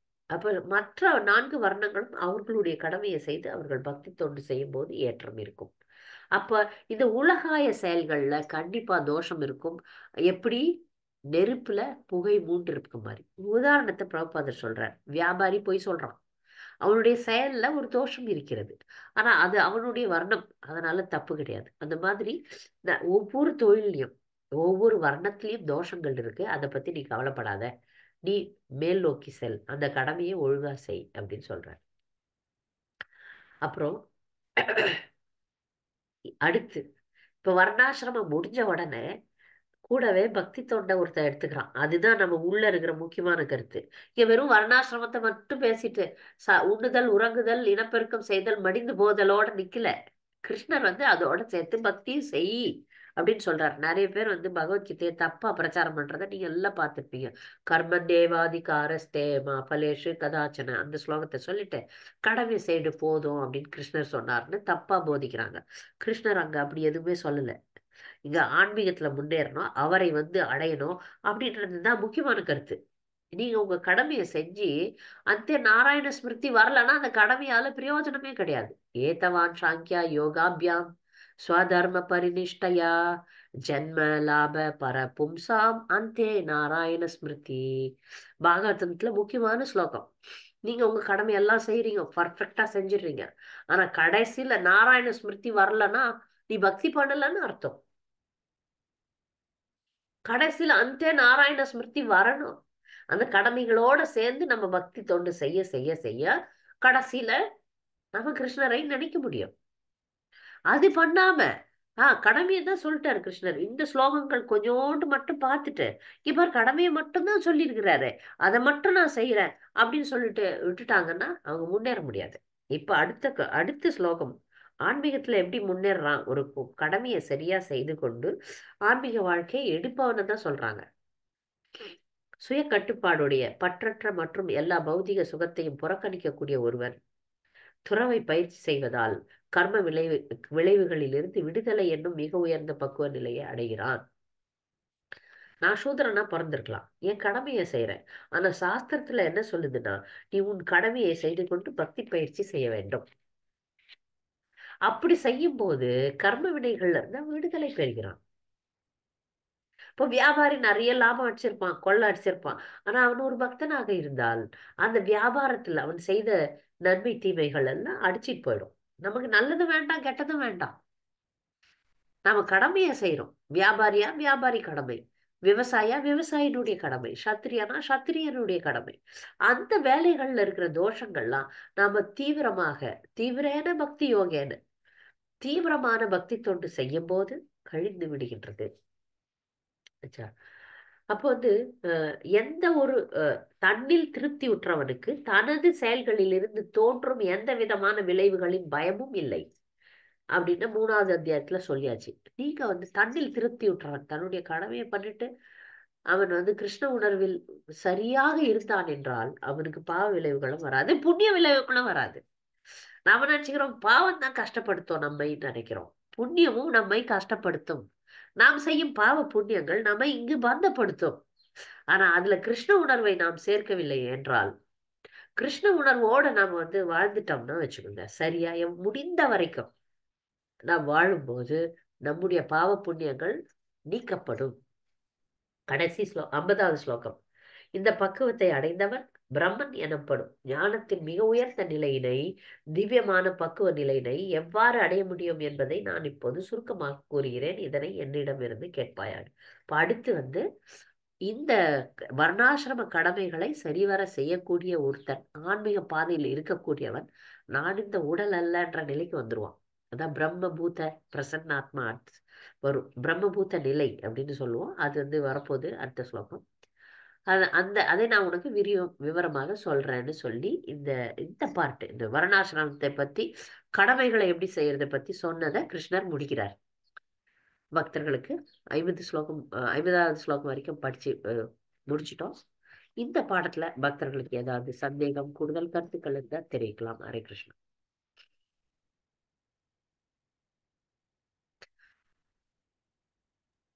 ஹரே கிருஷ்ணா மாதாஜி. நீங்க சொன்ன மாதிரி சவுத் இந்தியால தான் மாதாஜி இந்த மடி ரொம்ப ஜாஸ்தி இருக்கு, நார்த் இந்தியால கூட இல்ல.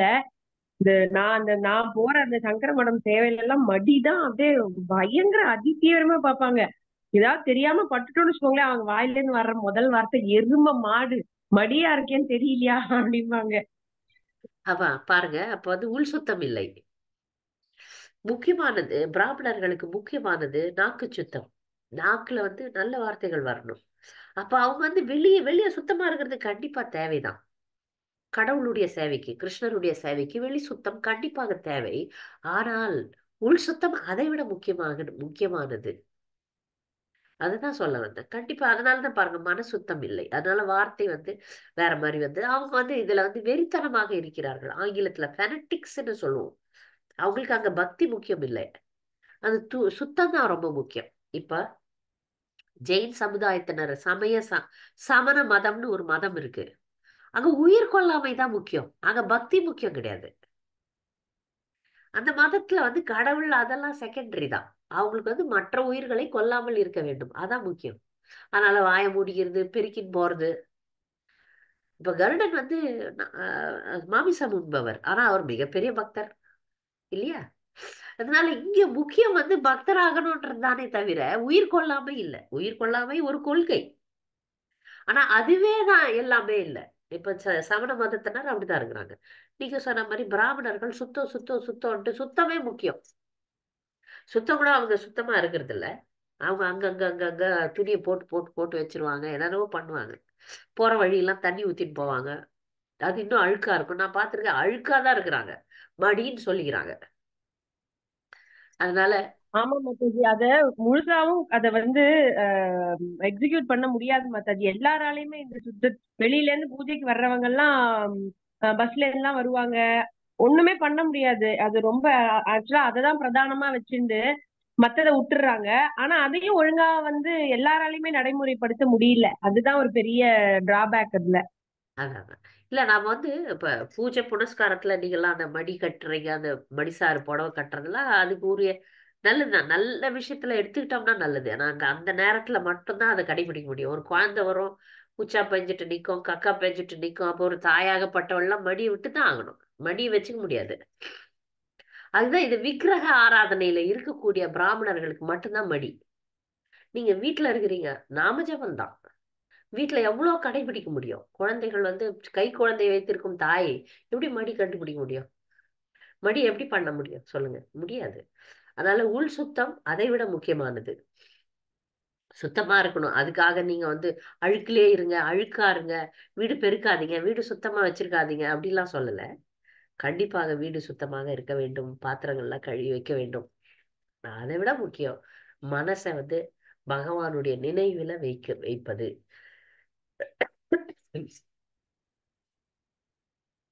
வேற ஏதாவது மாதாஜி, இன்னொரு ஒரு டவுட் மாதாஜி. இப்போ உன்னுடைய கடமையை செய்து ஒழுங்காக செய்யாட்டாலும் கூட பரவாயில்ல, ஆனா அடுத்தவர்களுடைய கடமையை செய்யாத அப்படின்றார் இல்லையா? அதனுடைய உள்ள அர்த்தம் என்ன மாதாஜி? ஏன்னா இப்ப எல்லாரும் அவரவர்களுடைய கடமை அதை தானே நம்ம செய்யறோம். இல்லையாங்க, அவங்க அவங்க கடமை செய்யறோம். உதாரணத்துக்கு பெண்கள் எடுக்கிறேன், பெண்கள்லாம் கோச்சிக்கப்படாது.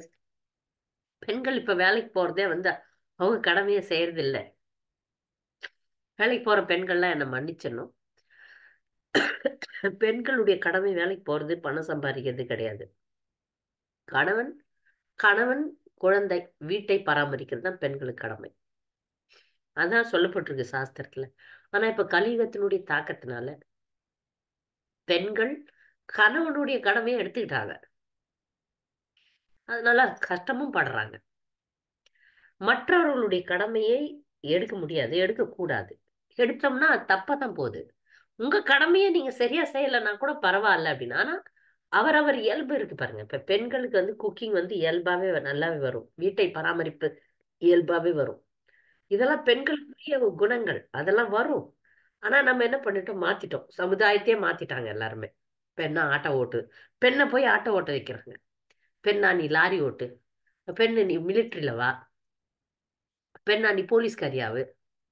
ஒரு பெண் போலீஸ் இருந்தா எப்படி பெண் வந்து சத்திரியெல்லாம் ஆகவே முடியாது.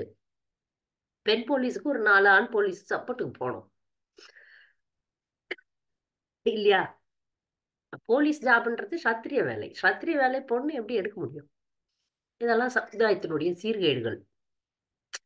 இதெல்லாம் வந்து நாம பக்தர்கள் தனி சமுதாயம் ஏற்படுத்தி தான் இதெல்லாம் மாற்றி அமைக்க வேண்டும். இதெல்லாம் மற்றவர்களுடைய கடமைகளை நாம் எடுத்துக்கொள்வது. இன்னொரு உதாரணத்துக்கு, அந்த பிராமணர்களா மாறுறதுக்கு சில பேர் முயற்சி பண்றாங்க. பிராமணத்தனம் என்பதே வந்து வியாபாரம் கிடையாது, பணம் சம்பாதிக்க கூட. பிராமணர்கள் என்பவர்கள் பணத்தை தொடவே கூடாது. நீங்க பாத்தீங்கன்னா கொஞ்ச நாள் முன்னாடி கூட பிராமணர்கள் பணம் வாங்க மாட்டாங்க. அரிசி கொடுப்பாங்க, காய்கறி கொடுப்பாங்க, வேஷ்டி கொடுப்பாங்க, அவங்க பிராமணிக்கல் சர்வீஸ்க்கு. ஆனா பணம் எப்ப தொட்டாங்களோ அப்பவே அவர்கள் வந்து பிராமணர்கள் கிடையாது. சில பேர் இப்ப சூத்திரர்கள், இப்ப யார் ஒன்னா பிராமணர்களா ஆகலான்ட்டு ஒரு சட்டம் வந்துருச்சு தமிழ்நாட்டுல. அப்ப வந்து சூத்திரர்கள் மந்திரம் மந்திரம் எப்படி ஓதுறாங்கன்னா, சமஸ்கிருதம் வரல, அதனால தமிழ்ல பேசுறாங்க. எது ஒரிஜினல்? சமஸ்கிருதம் தானே ஒரிஜினல். நீங்க தமிழ்ல மந்திரம் ஓதுறீங்க, உங்களுக்கு அந்த ஞானம் இல்லை, சமஸ்கிருத ஞானம் இல்லை. சமஸ்கிருதம்ன்றது தேவ பாஷை. அதனால ஆன்மீகம் அப்படின்னாலே சமஸ்கிருதம். அப்ப சமஸ்கிருதமே வரல உனக்குன்னா நீ வந்து அப்ப சூத்திரன் தான். அப்ப நீ எப்படி எதுக்கு பிராமணனை இமிட்டேட் பண்ற? இதெல்லாம் மற்றவர்களுடைய தொழிலை நம்ம எடுக்கிறோம். எங்கேயாவது சொல்லப்பட்டிருக்கா நீ சூத்திரனா இருந்தா உனக்கு சமஸ்கிருதம் தெரியலன்னா கிருஷ்ணர்கிட்ட போக முடியாதுன்னு சொல்லல. ஆனா பிராமண சர்வீசஸ்க்கு, பிராமண சேவைகளுக்கு சமஸ்கிருதம் முக்கியம். இதெல்லாம் மற்றவர்களுடைய விஷயத்தை, மற்றவர்களுடைய கடமையை நாம் எடுக்கிறோம். அதனாலதான் சமுதாயம் இவ்வளவு சீர்கெட்டு போயிட்டு இருக்கு. சமுதாயம் சரியா இல்லாததுக்கான காரணங்கள்னு சொல்லிக்கலாம். இன்னொன்னு, ஐயங்கார் பேக்கரி. பிராமணர்கள் ஏன் வியாபாரத்துக்கு வந்தாங்கன்னு எனக்கு தெரியாது. ஐயங்கார் என்பது ஒரு பிராமணர் ஜாதியினுடைய பெயர். இவர்கள் எப்படி இருக்கணும், ஆன்மீகமா தான் இருக்கணும். அவங்க ஏன் பேக்கரி ஆரம்பிச்சாங்கன்னு தெரியல. ஐயங்கார் பேக்கரி, ஆனா அதுல எல்லாமே விற்பாங்கன்னு நினைக்கிறேன். முட்டை போட்ட பிரெட் எல்லாம் வரும்னு நினைக்கிறேன், தெரியல எனக்கு. பேக்கரியில வந்து பக்தர்கள் பேக்கரி பண்ணாங்க, கேக்ல எல்லாம் முட்டை போடுவாங்க. இவர் ஐயங்கார் எப்படி வியாபாரி ஆனாரு, ஐயங்கார் எப்படி இப்படிப்பட்ட தொழிலெல்லாம் ஆரம்பிச்சாரு தெரியாது. இதெல்லாம் வந்து கடமைகளை மாற்றி செய்வது சமுதாயத்திற்கு நல்லதல்ல. புரிஞ்சுதா எக்ஸாம்பிள்ஸ்? புரிஞ்சது மாதாஜி. இப்போ சில சமயம் நம்ம சூழ்நிலை நம்மள அப்படியே தள்ளுறது இல்லையா மாதாஜி? இப்போ பெண்களுக்கு எல்லாம் வந்து இல்ல, பொருளாதாரத்துக்காகவாது போக அதுதான் நான் வேண்டியிருக்கு. சொல்லிட்டேன். நான் இப்ப நாம இந்த இந்த அடிப்படை முக்கியமான இந்த வேத பண்பாட்டை விட்டு வெளியே வந்து பல பல காலம் ஆயிப்போச்சு. இப்ப ஆமா. அதனால நம்ம வந்து தெய்வி வர்ணாசிரம், பக்தி தொண்டை எடுத்துக்கலாம்.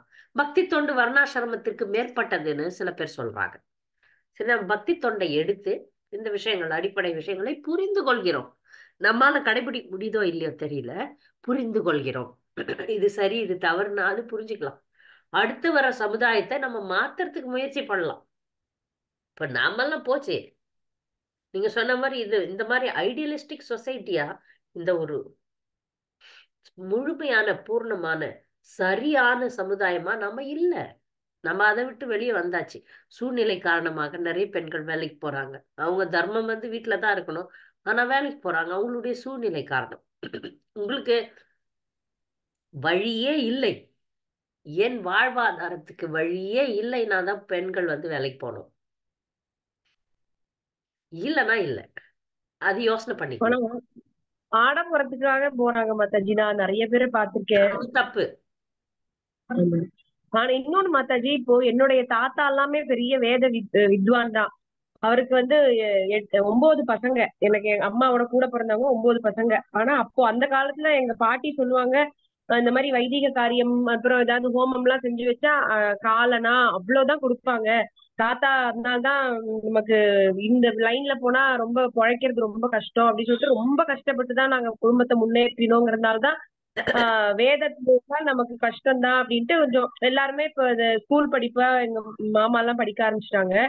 பட் வந்து அந்த மாதிரியான சூழ்நிலையும் நம்மள தள்ளுறது, நம்மளுடைய இல்ல தர்மத்தை விட்டு போறதுக்கு. இல்ல, நீங்க சொல்றது சரிதான். இப்ப வியாபாரிகள் வியாபாரிகளா இருக்கிறது இல்ல. வியாபாரிகள் படிச்சு வேலைக்கு போயிடுறாங்க.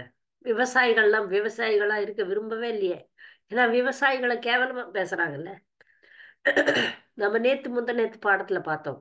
விவசாயிகளை வந்து கண்ட்ரி ப்ரூட்ஸ்ன்னு சொல்றாங்க, கேவலமா பேசுறாங்க. பிரபுபாத் பொருளுரையில எழுதியிருக்காங்க. அதனால விவசாயிகளும் வேலைக்கு போகதான் விரும்புறாங்க. இப்ப எல்லா சமுதாயமே பிராமணர்களா இல்ல, சத்திரியர்கள் இல்ல, சூத்திரர்கள் இல்ல, எல்லாரும் படிச்சு வேலைக்கு போகத்தான் விரும்புறாங்க. அது வந்து சூத்திர வேலை தான்.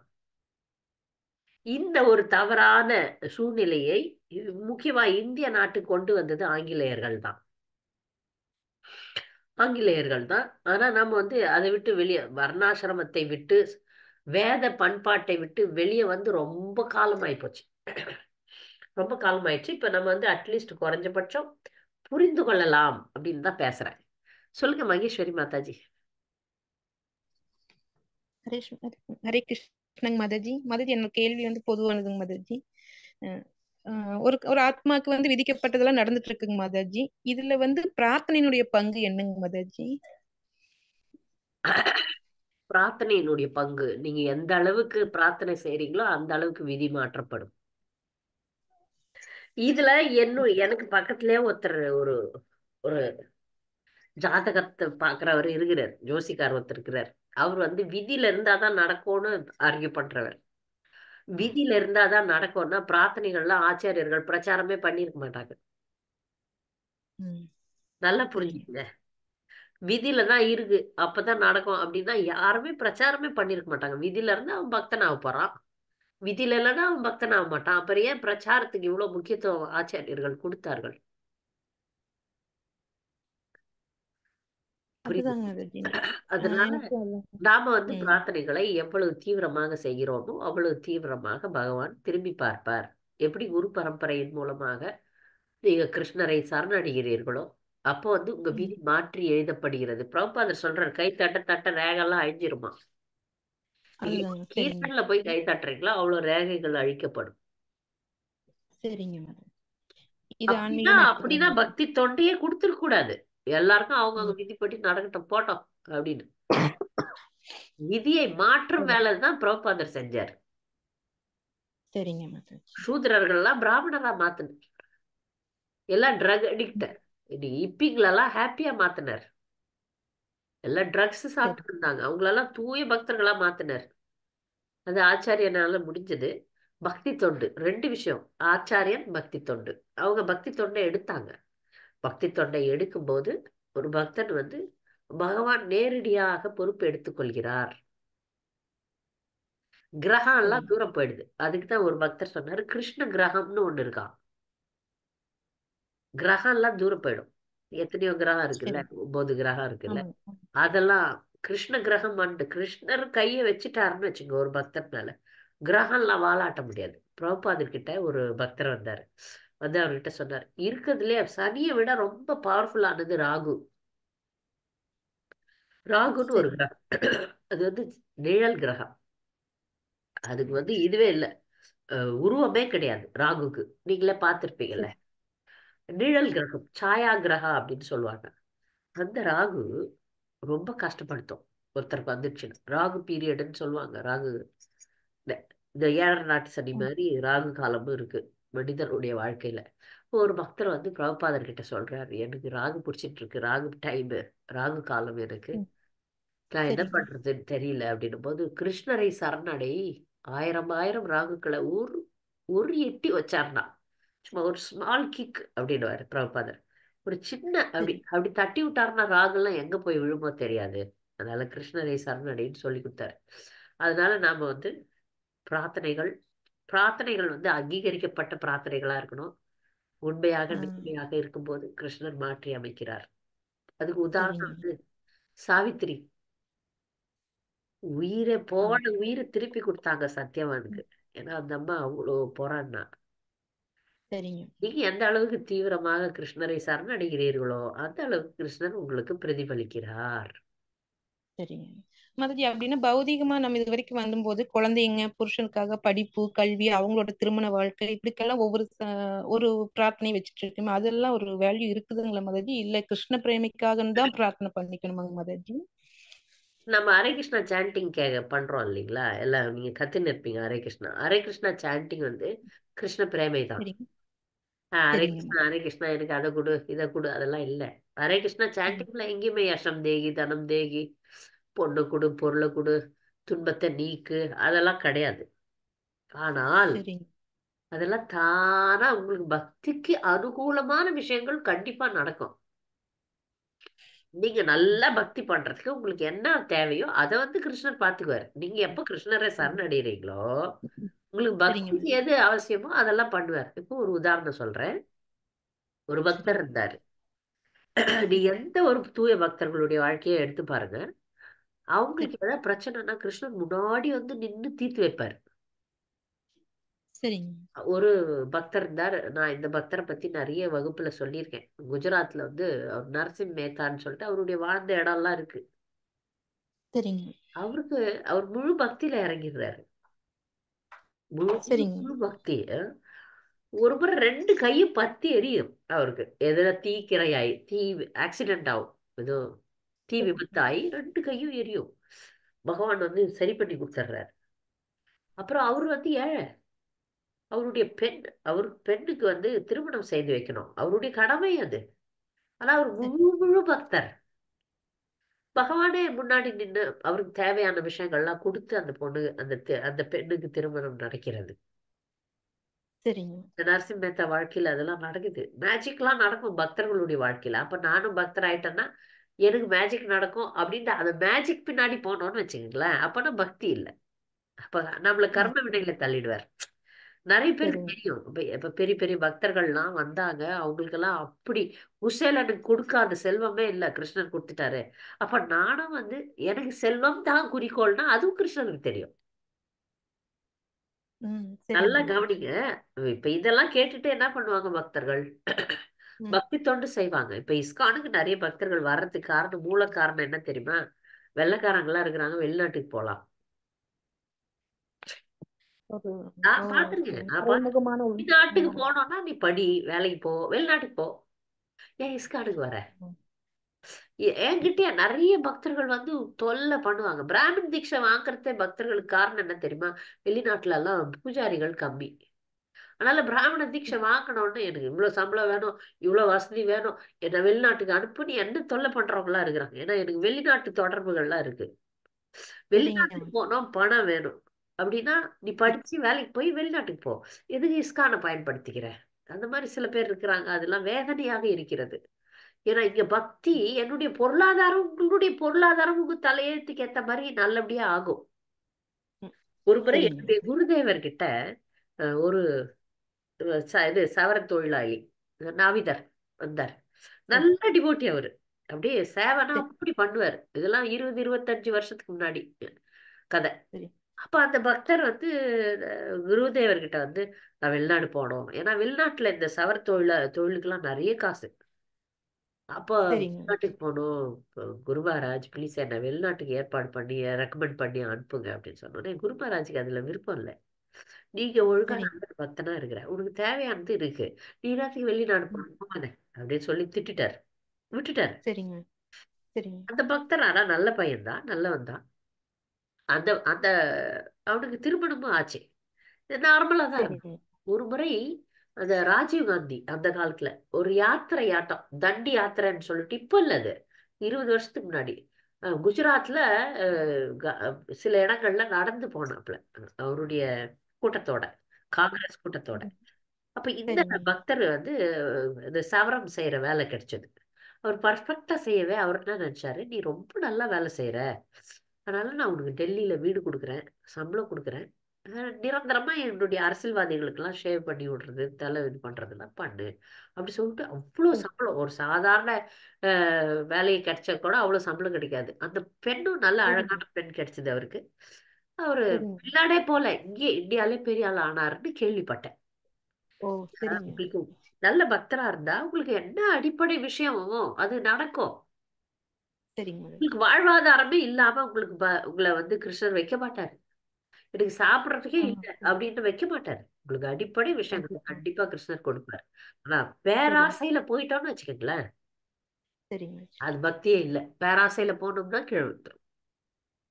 வழிபடுவதற்கும் பிரார்த்தனைக்கும் என்னங்க மாதாஜி வித்தியாசம்? வழிபடுதல் பிரார்த்தனை வழிபாடு பிரார்த்தனை. பிரார்த்தனைன்றது வந்து இந்த அங்கீகரிக்கப்பட்ட ஸ்லோகங்கள்லாம் சொல்றது. சரிங்க மாதாஜி வழிபாடு அப்படின்றது வந்து இந்த பூஜைகள், அபிஷேகம் பண்றது, ஆர்த்தி காட்டுறது, சரி சரிங்க மாதாஜி சரி அப்புறம் தீபம் காட்டுறது, அதெல்லாம் வந்து வழிபாடு. சரி. அதுவும் சாஸ்திரத்துல வர்றது தானங்க மாதாஜி?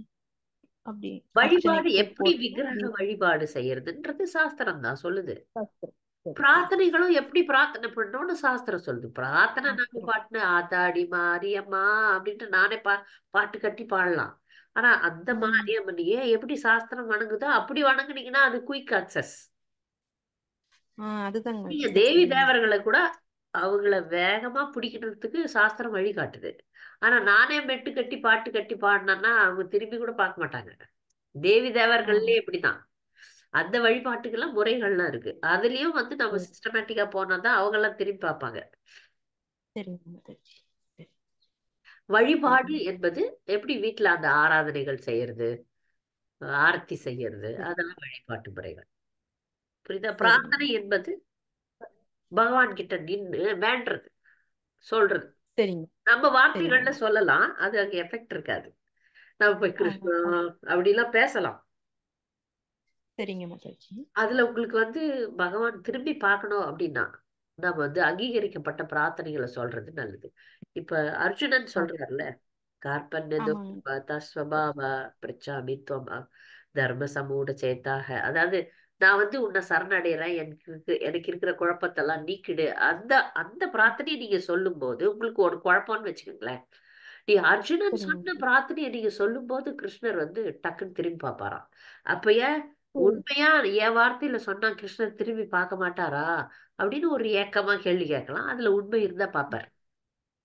சரி சரி அங்கீகரிக்கப்பட்ட பிரார்த்தனைகள்ல சிறப்பு அதிகம். சரிங்க மாதாஜி. புரியுதா உங்களுக்கு? சரி புரியுது மாதாஜி புரியுது. அதே ஹரே மாதிரி கிருஷ்ண அப்போ நான் மாதாஜி. சொன்ன சொல்லுங்க மகேஸ்வரி. மகேஸ்வரி அப்போ நான் ஃபர்ஸ்ட் ஆ, ஹரே கிருஷ்ணங்க ஆ. கேக்குதுங்களா? ஹரே கிருஷ்ணா. அப்ப நான் கேட்ட மாதிரி ஃபர்ஸ்ட் நான் பிரார்த்தனை எல்லாமே எனக்கு வந்து பகவான் கரெக்டா பண்ணிட்டு இருக்கிறாரு, பண்ண போறாரு. அப்ப எனக்கு அங்க பிரார்த்தனைகளுக்குங்கிறதுக்கு போய் நிக்க வேண்டியது இல்லை மதி. நான் எனக்கு இது மட்டும் கூட சரணகதியா மட்டும் இருந்துக்கலாம்ல மதி. அது சரணாகதி எல்லாம் பிரார்த்தனையில நீங்க பண்ணுங்க. ஆமா, அப்படி அதுதான் அதுதாங்க சரி மதி. கரெக்ட். எப்படி இருந்தாலும் அவர் எனக்கு பண்ணுவாரு. நமக்கு பேக்கேஜ் கொடுத்துருக்காங்க. நம்ம என்ன பண்ணணும்? நமக்கு ஆஹ் பிரார்த்தனைனா என்ன பண்ணணும்? கிருஷ்ணரை புகழ்தல், அவ்வளவுதான். அதை மட்டும் பண்ணிட்டு இருக்கிறது நம்மளுக்கு நல்லது. சரி மதாஜி. கிருஷ்ணரை மதாஜி இப்ப இந்த புகழ்தல் தான் பிரார்த்தனை. சரிங்க மதாஜி. அதுக்குள்ள இது வேணும் அது வேணும்னு கேட்கறது வேற. அது வியாபாரம். வேண்டாம், அது நம்மளுக்கு எது நல்லதோ அது அவங்க கொடுப்பாங்கன்னு நம்பிக்கையோட விட்டுறணும். அது உடல் சார்ந்த இல்ல விஷயம்ல. நம்ம உடலுக்கு ஆமா. வாங்கி வந்திருக்கிறோம்ல கர்ம வினையில. அதுதான் கர்ம வினை மதாஜி எவ்வளவு புரியுது. பண்ணிருக்கோம்ல. அது நல்லது கெட்டதுக்கு புரியுது. மாதிரி கேட்காமயே கொடுப்பாரு கிருஷ்ணர். நீங்க சரிங்க கேட்க மதாஜி. வேண்டிய அவசியம் இல்ல. கேட்காம நம்ம புரியுது. கேட்கிறோமா? ஆக்சிடென்ட் ஆகணும்னு கேட்கிறோமா? நோய் வரணும்னு கேட்கிறோமா? சளி பிடிக்கணும்னு கேட்கறேனா நானு? இல்ல மதாஜி. பிடிக்குது இல்ல? அதுதான் இதெல்லாம் மதாஜி. கேட்காம சரிங்க. வருது.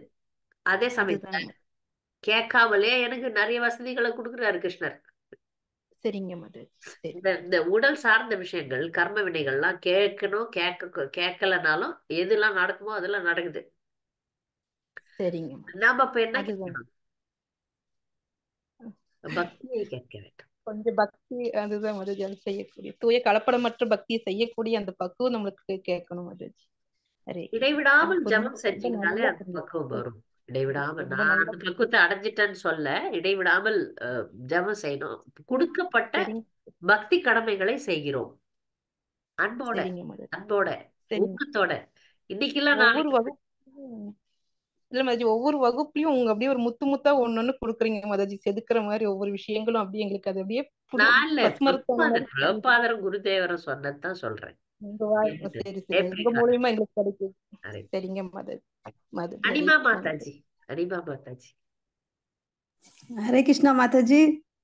கேளு. எங்க பேத்திக்கு கிருஷ்ணகிரியில இருக்கிறா மாதாஜி, 4 இயர்ஸ்.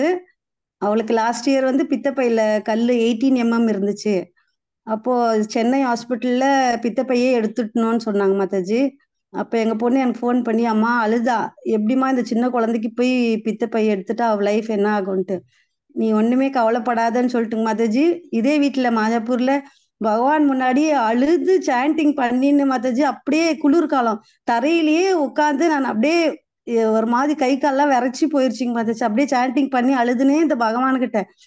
பகவானே எதிர்க்க வந்தாருங்க மாதாஜி, வாசல்ல நின்னாரு. எப்படி நம்புறதோ நான், எனக்கு உங்களுக்கு எப்படி சொல்றதுன்னு கூட எனக்கு தெரியல மாதாஜி. பகவான் அப்படியே உருவமே தெரியுதுங்க மாதாஜி எனக்கு. அப்படியே அந்த கோல் அந்த புல்லாங்குழல் மாதிரி இப்படி கால் கையில வச்சுட்டு அப்படியே வந்து நின்னாருங்க மாதாஜி. உடனே நான் எழுந்துச்சு பகவானுக்கு நன்றி சொல்லிட்டு ஃபோன் பண்ணி சென்னைக்கு எங்க பொண்ணுக்கு சொன்னேன், குழந்தைக்கு எதுவுமே ஆகாது, நீ கவலைப்படாத, வீட்டுக்கு கூட்டிட்டு வந்துருன்னு. மறுநாளே இஸ்கான்ல இருக்கிற ஒரு கிருஷ்ணர் பக்தர் அவளை கூட்டிட்டு போய் ஹோமியோபதி டாக்டர் கிட்ட காமிச்சு 3 மந்த்ல மாதாஜி ஃபுல் கல்லே கரைஞ்சிட்டு ஸ்கேன் எடுத்து பார்த்துட்டு இப்போ ஆரோக்கியமா இருக்கிறாங்க மாதாஜி. இது ஒரு எப்படி சொல்றதுன்னே எனக்கு தெரியலங்க மாதாஜி. அவ்வளவு பெரிய அற்புதம் பகவான் எங்க வாழ்க்கையில செஞ்சிருக்கிறாரு மாதாஜி. நல்லது மாதாஜி. சில நேரங்கள்ல நாம நினைக்கிற விஷயங்கள் நடக்காமல் கூட போகலாம். இப்ப உங்க வாழ்க்கையில வந்து நடந்தது, நீங்க பிரார்த்தனை பண்ணீங்க, நடந்தது. சில நேரங்கள்ல நடக்காமல் போகலாம். ஆனாலும் நம்ம பக்தியை விடக்கூடாது. சக்தியா அது பகவானுடைய சித்தம் தானங்க மாதாஜி. அவருடைய இப்ப நாம நினைக்கிறோம் இது நடக்கணும்ட்டு, நடக்காமல் போகலாம். ஒரு பக்தர் உயிரை கூட விடலாம், இல்ல ஆபத்துகள் ஏற்படலாம். ஆனால் அது வந்து இந்த உடல் சம்பந்தப்பட்ட விஷயம்தான். நாம செய்த ஆமாங்க பக்திக்கு வீணே போகாது. இப்ப ஆபத்து நேரங்கள்ல ஆமாங்க கிருஷ்ணரை சரணடைறோம்னு வச்சுக்கோங்களேன். ஆபத்து ஆமாங்க நேரங்கள்ல கிருஷ்ணரை சரணடைந்து கதறி அழுகிறோம், அதெல்லாம் கணக்குல இருக்கும். கிருஷ்ணர் வந்து இவ்வளவு ஆபத்துலயும் எந்த பக்தர் என்னை சரணடைஞ்சாங்க அப்படின்றது அவரு நமக்கு அந்த விஷயத்தை, அந்த துன்பத்தை நீக்குகிறாரோ இல்லையோ, ஆனால் நீ அப்போ அந்த சூழ்நிலையில் கிருஷ்ண உணர்வினரா இருந்தது வந்து அங்க எழுதப்படும். அது பாத்துக்கலாம். ஆமாங்க இப்ப இது இன்னொன்று மாதாஜி 10 இயர்ஸ்க்கு முன்னாடி பையன் இன்ஜினியரிங் காலேஜில் இதே மாதிரி இப்போ நான் அந்த டைமில் கரெக்டாக 6 o'clock குளிச்சுட்டு வந்து சாண்டிங் இது பகவத்கீதை 1 அத்தியாயம் படிச்சுட்டு சாண்டிங் பண்ணிட்டு இருக்கிற மாதாஜி. கரெக்டாக காலேஜ்லேருந்து ஃபோன் வருது, இந்த மாதிரி உங்கள் பையனுக்கு பைக் ஆக்சிடென்ட் ஆகிட்டு சேலம் கோகுலம் ஹாஸ்பிட்டலில் அட்மிட் பண்ணியிருக்கிறாங்க மாதாஜி. உடனே நான் பகவான்கிட்ட போய் அழுதாங்க மாதாஜி. நீ உன்னுடைய இஷ்டம் கிருஷ்ணா, அவனை நான் வந்து எதுவுமே கேட்க மாட்டேன். உனக்கு இஷ்டம் இருந்தா அவனை பொழைக்க வை, இல்லைன்னா எல்லாமே உன்னுடைய கருணை, நீ எப்படினாலும் செய்யின்னு சொல்லிட்டு நான் பஸ் ஏறி சேலம் போனாங்க மாதாஜி. அவன் வந்து நினைவுல இல்லைங்க மாதாஜி. அப்படியே கை காலெல்லாம் கட்டி போட்டு ஐசியூல ஒரு மாதிரி ஃபுல்லு பேண்டேஜோட இருந்தான். ஆனாலும் பகவான் அவனை காப்பாத்தி ஒரு நல்ல பக்தரா மாறி இன்னைக்கு மாயாப்பூர்ல அவன் வந்து செட்டில் ஆகுறதுக்கு எல்லாம் பகவானுடைய கருணை தாங்க மாதாஜி. நன்றி. சில ஹரே நேரங்கள்ல வந்து நடக்கும், சில நேரங்கள்ல நடக்காது. அதனால இது வந்து உடல் சார்ந்த விஷயங்கள் தான். நம்முடைய ஆன்மீக வாழ்க்கை எப்பொழுதும் முன்னேற்றத்துல தான் போகும். அதை மட்டும் பக்தர்களுக்கான நினைவுல வச்சுக்கணும். நான் வேண்டனே, நரசிம்மரை வேண்டனே, நடக்கலையே அப்படின்லாம் இல்ல. அவருடைய விருப்பம். வேற ஏதாவது கேள்விகள்? ஹரே கிருஷ்ணா மாதாஜி, மாதாஜி. ஹரே கிருஷ்ணா மாதாஜி. இப்போ நமக்கு கர்ம வினைப்படிதான் எல்லாமே நடக்கிறது அப்படிங்கும்போது சில சமயம் நம்ம சொல்றது உண்டு இல்லையா மாதாஜி, நமக்கு ஒழுங்காதான் இருந்தது என் வாழ்க்கை, எல்லாரும் கண்ணு பட்டு இப்படி ஆயிடுத்து அப்படின்லாம் கேள்விப்படுறோம் இல்லையா மாதாஜி. சோ அது இப்ப கண் படுறதுனால, திருஷ்டி படுறதுனால நம்மளுடைய அந்த அந்த கர்மா அங்க எப்படி மாதாஜி வேலை செய்யும்? கர்மவினை அப்படி என்னுடைய வேலை எப்படி செய்யுதுன்றத நம்ம நுணுக்கமா இதனால்தான் இப்படி, இதனால்தான் அப்படின்னு கணக்கு போட முடியாது. அதுக்கு ஒரு ஸ்லோகத்தை அடிக்கடி சொல்வேன். கர்மனோஹி போதவ்யம் போதவ்யம் ஹி கர்மனக அப்படின்னு சொல்லிட்டு விகர்மனக அப்படின்ட்டு ஒரு ஸ்லோகம் இருக்கு. கர்ம வினைகளின் நுணுக்கங்களை மனிதனால் கணக்கு போடுவது மிக கடினம். இதனால்தான் அது ஆச்சு, அதனாலதான் இது ஆச்சுன்றதை விட இந்த பௌதிக உலகத்துல நல்லது கெட்டதுகள் நடக்கத்தான் போகுது அப்படின்ற பொதுவான அறிவு தான் கொடுக்கப்பட்டிருக்கு. நம்ம ஞானிகள் சித்தர்களோ கிடையாது. நீ இந்த தப்பு பண்ண, அதனால இந்த இந்த தண்டனை, இல்ல கண் திஷ்டி பட்டுச்சு. கண் திஷ்டின்றது வந்து நடக்குது, இல்லைன்னு சொல்லல. நம்ம ஜாக்கிரதையா இருக்கணும். இப்ப ஒரு ஒரு சாலையில் போய் கொண்டிருக்கிறோம், ஒரு ரோட்ல ரொம்ப ஆக்சிடென்ட் ஆகுது, நிறைய வண்டிகள் போகுது. அந்த நேரத்துல நமக்கு ஜாக்கிரதையா தான் போகணும். என் கர்ம வினையில ஆக்சிடென்ட் இல்லை, அதனால நான் வேகமா போறேன், நான் தனியா போறேன், நான் தன்னிச்சையாக போகிறேன்னு போறது இல்லை, கவனமா தான் இருக்கிறோம். அது போல இந்த வாழ்க்கையில கண் திஷ்டி இதெல்லாம் இருக்கு. என் வாழ்க்கையில கண் திஷ்டி எல்லாம் ஒண்ணும் வேலை செய்யாது. என் கர்ம வினையில இருந்தா வேலை செய்யட்டும் அப்படிலாம் நம்ம செயல்படுறது இல்ல. பொறாமையான இப்ப மக்கள்லாம் பொறாமைப்படுற மாதிரி நம்ம வந்து இருக்கக்கூடாது இல்லையா? 4 பேர் பொறாமைப்பட்டாலும் நமக்கு வந்து அது ஆபத்து. அது மாதிரி அஹ், உண்டு, கண் திஷ்டி என்பது இருக்கிறது. அது கலந்ததுதான். இந்த கர்ம வினையும் அதோட சேரும். எல்லாம் கலந்து அது எப்படி வேலை செய்யுதுன்ற நுணுக்கங்களை வந்து நம்ம ஆராய முடியாது. ஜாக்கிரதையா இருக்கிறது நல்லது. ஓகே மாதாஜி, ஹரே கிருஷ்ணா. நாம ஜாக்கிரதையா இருக்கிறது நல்லது. ஹரே கிருஷ்ணா மாதாஜி. ஹரிகிருஷ்ண மாதாஜி இருங்க. ஹரே கிருஷ்ணா அனலா மாதாஜி. தேவி சொல்லுங்க. அனலா மாதாஜி. மாதாஜி, இப்போ நீங்க பொண்ணுங்களோட டியூட்டி வந்து வீட்ல அவங்க ஹஸ்பண்ட பாத்துக்கிறது, குழந்தைங்கள பாத்துக்கிறது தான் சொல்றேன். ஆனா இங்க எனக்கும் அந்த மாதிரி இருக்கணும் தான் ஆசை. குழந்தைங்கள அப்படி இது பண்ணணும். எனக்கு ஒரு 5 வயசு குழந்தை இருக்கு. இப்ப நான் யாராவது சீனியர் மாதாஜிட்ட யாராவது கேட்டா, இப்போ நம்ம எல்லாம் குழந்தைங்களை இப்படிதான் இருக்கணும்னு பிரபுபாதர் சொல்லியிருக்காரு. ஆனா வந்து இப்ப அவங்க எல்லாம் வந்து குழந்தைங்களை டாக்டருக்கு, இன்ஜினியர் அந்த மாதிரி படிக்கிறதுக்கு இது பண்ணிக்கிட்டு இருக்காங்க. அப்ப அதெல்லாம் தேவையான்னு கேட்டப்போ அவங்க வந்து ஃபியூச்சர்ல வந்து அவங்களுக்கு இதா இருக்கும், ப்ராப்ளம் ஏதாவது வந்து அவங்க மேனேஜ் பண்ணணும் அப்படி சொல்றாங்க. ஆனா வந்து ஏன் நெகட்டிவா அவங்க வந்து திங்க் பண்ணணும்? அவங்க கேக்குற எனக்கும் வந்து அது ஒரு செல்ஃப் கான்பிடென்ட் கொடுக்க மாட்டேங்குது. அது எப்படி எடுத்துக்கிறது? அதான் நீங்க வந்து பக்தர், சரியா? இப்ப இந்த சூழ்நிலை உங்களை உங்களுக்கு வந்து எந்த அளவுக்கு நீங்க பக்தியில முன்னேறி இருக்கிறீங்கன்றத பொறுத்துதான் இந்த முடிவு. சில பேர் தெளிவா என் பொண்ணை நான் இன்ஜினியரிங் காலேஜ் படிக்கவே வைப்பேன் அப்படின்னு இன்ஜினியரிங் காலேஜ் படிக்க வைக்கிறாங்க. சில பேர் வந்து என் பொண்ணை நான் எளிமையா படிக்க வச்சு எளிமையா வச்சிருந்து நல்ல நல்ல பையனை பார்த்து திருமணம் செய்து கொள்வேன்றாங்க. அதனால இது வந்து நீங்க எந்த அளவுக்கு ஆன்மீகத்துல முன்னேறி இருக்கிறீங்கன்ற நிலையை பொறுத்து, உங்க கணவர், உங்க சூழ்நிலை, இதெல்லாம் இருக்கு. இதெல்லாம் நீங்க கன்ஃபியூஸ் ஆகாதீங்க.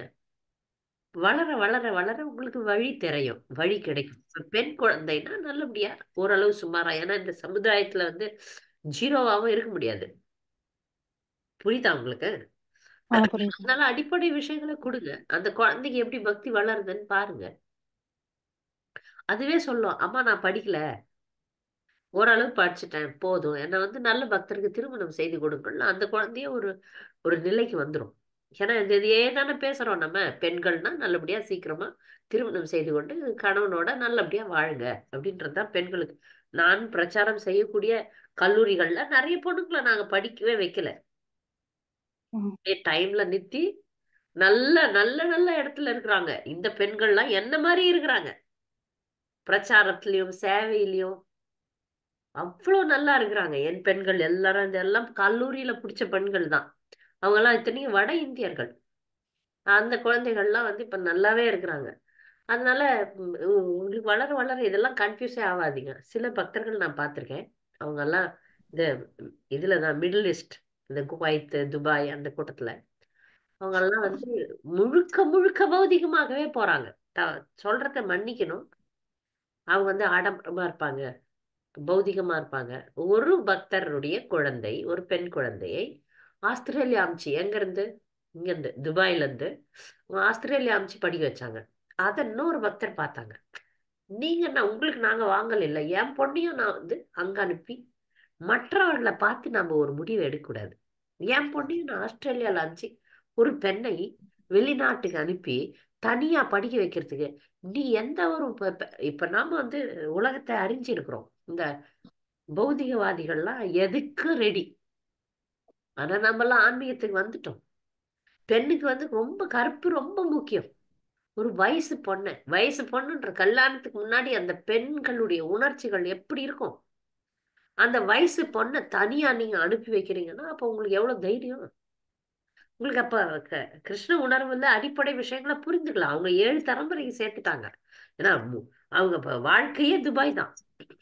அப்ப குழந்தைய ஒரு பிரஸ்டீஜுக்காக இதுக்கு அனுப்புறாங்க, ஆஸ்திரேலியாவுக்கு அனுப்புறாங்க. அப்ப வந்து அதனுடைய தகுதி அதிகமாயினே போகுது. அப்ப மாப்பிள்ளை, எனக்கு தெரிஞ்சு நான் மேரேஜ் பீரோல இருக்கிறேன், எனக்கு தெரிஞ்சு அது குவாலிஃபைடா ஒரு பையனும் இல்ல. காட்டுற பையனுக்கு இப்ப நீங்களே தேடிங்க. இல்லைன்னா ஒரு நாண்டி ஓட்டி உங்களை மாதிரியே பணக்காரனா படிச்சவனா இருப்பான், ஆனா பக்தனா இருக்க மாட்டான், அவனை கல்யாணம் பண்ணிக்கிட்டு தீட்சை வேற வாங்கிட்டாங்க. இது ஒரு பெருமை, பெருமை வேற. அவங்க பௌதிகவாதிகள் தான். என்னை பொறுத்தவரையும் அவங்க எல்லாம் பக்தர்கள் கிடையாது, பௌதிகவாதிகள். ஆனா அது பெருமைக்காக இஸ்கான்ல இருக்கிறவங்க சில பேர் பெருமைக்காகவே இஸ்கான்ல இருக்கிறாங்க. இதெல்லாம் நான் ஒத்துக்கிறதே இல்லை. அதனால நீங்க வந்து குழந்தையினுடைய வளர வளர உங்களுக்கு தெளிவு வந்துடும், இந்த குழந்தைக்கு நம்ம என்ன செய்யலாம் அப்படின்ட்டு. நல்ல மாப்பிள்ளையும் கிடைக்கும், நல்லபடியாவும் அனுப்பிச்சு ஓரளவு சுமாரா. ரொம்ப நான் போய் டாடா பிர்லா அது இது இது படிச்சேன் அது படிச்சேன், நான் ஆஸ்திரேலியா ரிட்டர்ன், நான் அமெரிக்கா. நிறைய பக்தர்களுடைய குறிக்கோளே அமெரிக்கா தாங்க. அமெரிக்கா போய் செட்டில் ஆகிற பக்தர்கள் மறந்து கூட இந்தியாவுக்கு வர மாட்டாங்க. அதே போல துபாய், இந்த 2 நாட்டிலையும் நான் பார்த்திருக்கேன். அப்புறம் மலேசியா, இந்த பக்கம் சிங்கப்பூர் மலேசியால இருக்கிறவங்களாம் எங்களுக்கு ஒண்ணு அமெரிக்காலயோ இல்ல லண்டன்லயோ இல்ல துபாய்லயோ மாப்பிள்ளை பாருங்க, இந்தியால நாங்க வரமாட்டோம். நான் உங்களெல்லாம் பக்தராவே நினைக்கலன்னு சொல்லிடுவேன். நான் உங்களெல்லாம் பக்தராவே நினைக்கல, என்னை விட்டுருங்க. ஏன்னா இப்படிப்பட்டவங்களுக்கு நான் என் நேரத்தை வீணா நிக்கணும்? உங்களுக்கு பக்தியினுடைய அடிப்படை விஷயமே தெரியல. தீட்சை வாங்கிட்டு அரை ட்ரௌசர் போட்டுன்னு இருப்பாங்க. தெரியாம இணையதளங்கள்ல வேற வந்துரும், நீ தீட்சை வாங்கின பொண்ணு. பெண்கள் சோத்துக்கு வழி இல்லைன்னா மட்டும்தான் நீங்க எல்லாம் வெளியே போகணும், அவ்வளவுதான். எனக்கு சாப்பிட்றதுக்கே வழி இல்லை மாதாஜி, அப்படின்னா நீங்க போங்க, போய் வேலை செஞ்சு பொழைச்சி சாப்பிடுங்க. மற்றபடி போகக்கூடாது. இதான் வேதம் சொல்லுது. இதுக்கெல்லாம் உங்க குழந்தைய வளங்க, படிக்க வைங்க. ஒரு வயசு வரும், அப்பவே உங்களுக்கு நீங்களும் பக்தியில முன்னேறிடுவீங்க. அப்ப தெளிவா தெரியும். அந்த குழந்தைய புரிஞ்சுக்கும். ஏன்னா இப்ப பக்த சமுதாயம் நிறைய வளருது. அதுல இந்த மாதிரி சீரியஸான பக்தனே அவனா ஒருத்தன் கிடைப்பான். வேலைக்கே போக கூடாது. இப்ப நல்ல சீரியஸான பக்தர்கள்லாம் பெண்களை வேலைக்கு போற பெண்ணை விரும்புறது கிடையாது. இந்த மாதிரி அறகுறைங்க தான் எனக்கு வந்து டாக்டர் பொண்ணே வேணும், எனக்கு வேலைக்கு போற பொண்ணே வேணும்னு எழுதுறானுங்க. ஆனா உண்மையாவே இந்த கருத்துக்களை இப்ப சின்னதுல படிச்சவனா இருந்தா அவன் சொல்றான், எனக்கு வந்து ஓரளவு படிச்சிருக்கட்டும், நான் வேலைக்கு அனுப்ப மாட்டேன் அப்படின்னு சொல்றானுங்க. அந்த மாதிரி கிடைப்பா நமக்கு. இதை பத்தி இப்ப கவலைப்படாதீங்க, பகவான் உங்களுக்கு வழி காட்டுவார். இப்ப உங்க கிளாஸ்ல இருந்து நிறைய விஷயங்கள் கத்துக்கிட்டேன் மாதாஜி. கொஞ்சம் கான்பிடென்ட் அதிகமா வருது. பொதுவா இங்க எல்லாம் இங்கிலீஷ் கிளாஸ் தான் இருக்குமா, நம்மளோட சுத்த தமிழ்ல கேட்கும்போது அது ஒரு உள்ள போய் அப்படியே பாயுது. இது வந்து உங்களுக்கு மட்டும் இல்ல, எனக்கும். ஏன்னா நான் தமிழ்ன்றதுனால தமிழ்ல பிரச்சாரம் செய்யும் போதுதான் எனக்கு வந்து கருத்துக்களை மக்களுக்கு தெளிவாக சொல்ல முடியுது. இதே என்ன ஆங்கிலத்துல பிரச்சாரம் செய்யறேன், இந்தியில பிரச்சாரம் செய்யறேன், நானா இல்லை. ஏன்னா அங்க கொஞ்சம் கஷ்டமா இருக்கு. தாய்மொழியை கற்று தாய்மொழியில பிரச்சாரம் செய்யறது, தாய்மொழியில தன்னுடைய வேலைகளை செய்யறது வந்து சிறப்புன்னு என்னுடைய குருதேவர் அடிக்கடி சொல்வார். அதை நானும் அனுபவத்துல அறிஞ்சிருக்கிறேன். அதனாலதான் வந்து தமிழ்நாட்டுல முக்கியமா தமிழ்ல பிரச்சாரம் பண்றதுக்கு எனக்கு அனுமதியும் கிடைச்சிருக்கு. என்னுடைய குருதேவர் வந்து நீ தமிழ்ல பிரச்சாரம் பண்ணு அப்படின்னு சொல்லியிருக்காரு. அதனாலதான், ஏன்னா இதை வந்து கருத்துக்களை வந்து சொல்ல முடியும். அதை எடுத்துக்கொள்பவர்களும் தமிழா இருக்கிறதுனால நம்ம எனக்கே கூட பெங்காலில கிளாஸ் போச்சுன்னா புரியாது.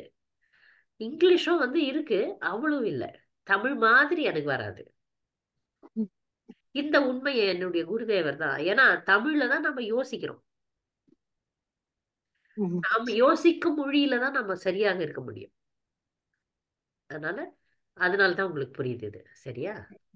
இன்னொரு கேள்வி யோசிச்சுட்டே எழுதி வச்சுக்கங்க. சரி, எழுதி வச்சுட்டு நீங்க அப்புறமா கூட கேட்கலாம். நேத்து ஒரு மாதாஜி இருக்கிறாங்களா இல்லையான்னு தெரியல, கிளாஸ் பாகவதம்ல இல்ல. சரி, நான் இப்ப பாகவத வகுப்புலயே சொல்லிடுறேன். மாதாஜி இப்ப ஞாபகம் வந்துருச்சு. இப்போ நீங்க அந்த உமன்ஸ் பத்தி ஒரு கிளாஸ் எடுத்திருந்தீங்களா? அத 1 மந்த் நல்லா ரெகுலரா ஃபாலோ பண்ணிட்டு வந்தேன். என்னென்ன சொன்னீங்களோ அது ஒரு டைம் பிளான் மாதிரி. ஆனா கொஞ்ச நாள் கழிச்சு அத வந்து நான் அடுத்தவங்களுக்கு சொல்லணும்னு சொல்லிட்டு எடுத்து சொல்றேன். ஆனா நான் வந்து இதனால நான் ஃபாலோ பண்றேன்னு அகங்காரத்தோட நான் சொல்லல. இது ரொம்ப யூஸ்ஃபுல்லா இருக்கு, கடைபிடிக்கும் போது ரொம்ப இதா இருக்கும்போது நீங்களும் இதை ஃபாலோ பண்ணா நல்லா இருக்கும்னு சொன்னேன். ஆனா என்ன தெரியல, அடுத்த நாள்ல இருந்து என்னால ஃபாலோ பண்ண முடியாத அளவுக்கு ஒரு இது வரும். அது எனக்கு அது ஒரு டெஸ்டா என்னன்னு தெரியல. அப்புறம் முயற்சி பண்ணுங்க. இல்ல மீண்டும் முயற்சி பண்ணுங்க, இது நடக்கும். பிரச்சாரம் செய்யக்கூடிய பக்தர்களுக்கு இதெல்லாம் நடக்கும். இப்ப நான் எப்ப மங்களார்த்தி மங்களார்த்தி மங்களார்த்தின்னு பிரச்சாரம் பண்றேனோ, மறுநாள் மங்களார்த்தி என்னால் எழுந்துக்க முடியாத மாதிரி உடல்நிலை சரியில்லாம போயிடும். ஏதாவது ஒண்ணு நடக்கும். தண்ணி வராது, சுடு தண்ணி வராது, ஏதோ இல்ல யாருன்னா வந்துருவாங்க, நைட்டு வந்துருவாங்க. இப்ப நேத்து வந்து 10-11 மணி ஆனாலும் மங்களார்த்தின்றத ஒரு குறிக்கோளாக வச்சிருந்தனால எழுந்தேன். ஆனா நாளெல்லாம் வீக் ஆயிடுவேன். ஏதாவது ஒரு தடை வரும். நல்ல விஷயங்களுக்கு தடை வருவது சகஜம். ஆனா நீங்க தீவிரமா இருக்கணும் அதை கடைபிடிக்கிறதுல. ஒரு நாள் கடைபிடிக்க முடியலையா பரவாயில்ல, முயற்சியாக செய்யுங்களேன். ஸ்திரீ தர்மத்தை கடைபிடிப்பதற்கு முயற்சி செய்யுங்கள். சரியா? ஹரே கிருஷ்ணா. தேங்க்யூ. ஹரே கிருஷ்ணா. வேற ஏதாவது கேள்விகள் இருக்கா பக்தர்களுக்கு? சரி, மிக்க நன்றி. நேற்றும் கேள்விகள் இருக்கு, இன்னைக்கும் கேள்விகள் இருக்கு. பக்தர்கள் படித்து வருமாறு கேட்டுக்கொள்கிறேன். அடுத்த வாரம் சந்திக்கலாம். இந்தி இங்கிலீஷ் தெரிஞ்ச பக்தர்கள் எனக்கு தனிப்பட்ட முறையில நீங்க சொன்னீங்கன்னா அதுலயே வகுப்புகள் நடக்குது, அதுல சேர்ந்துக்கலாம் நீங்க. வாஞ்சா கல்பதருபஸ்ய கிருபா சிந்துப்யேவ ச பதிதானம் பாவனேப்யோ வைஷ்ணவேப்யோ நமோ நமः. நன்றி. ஹரே கிருஷ்ணா.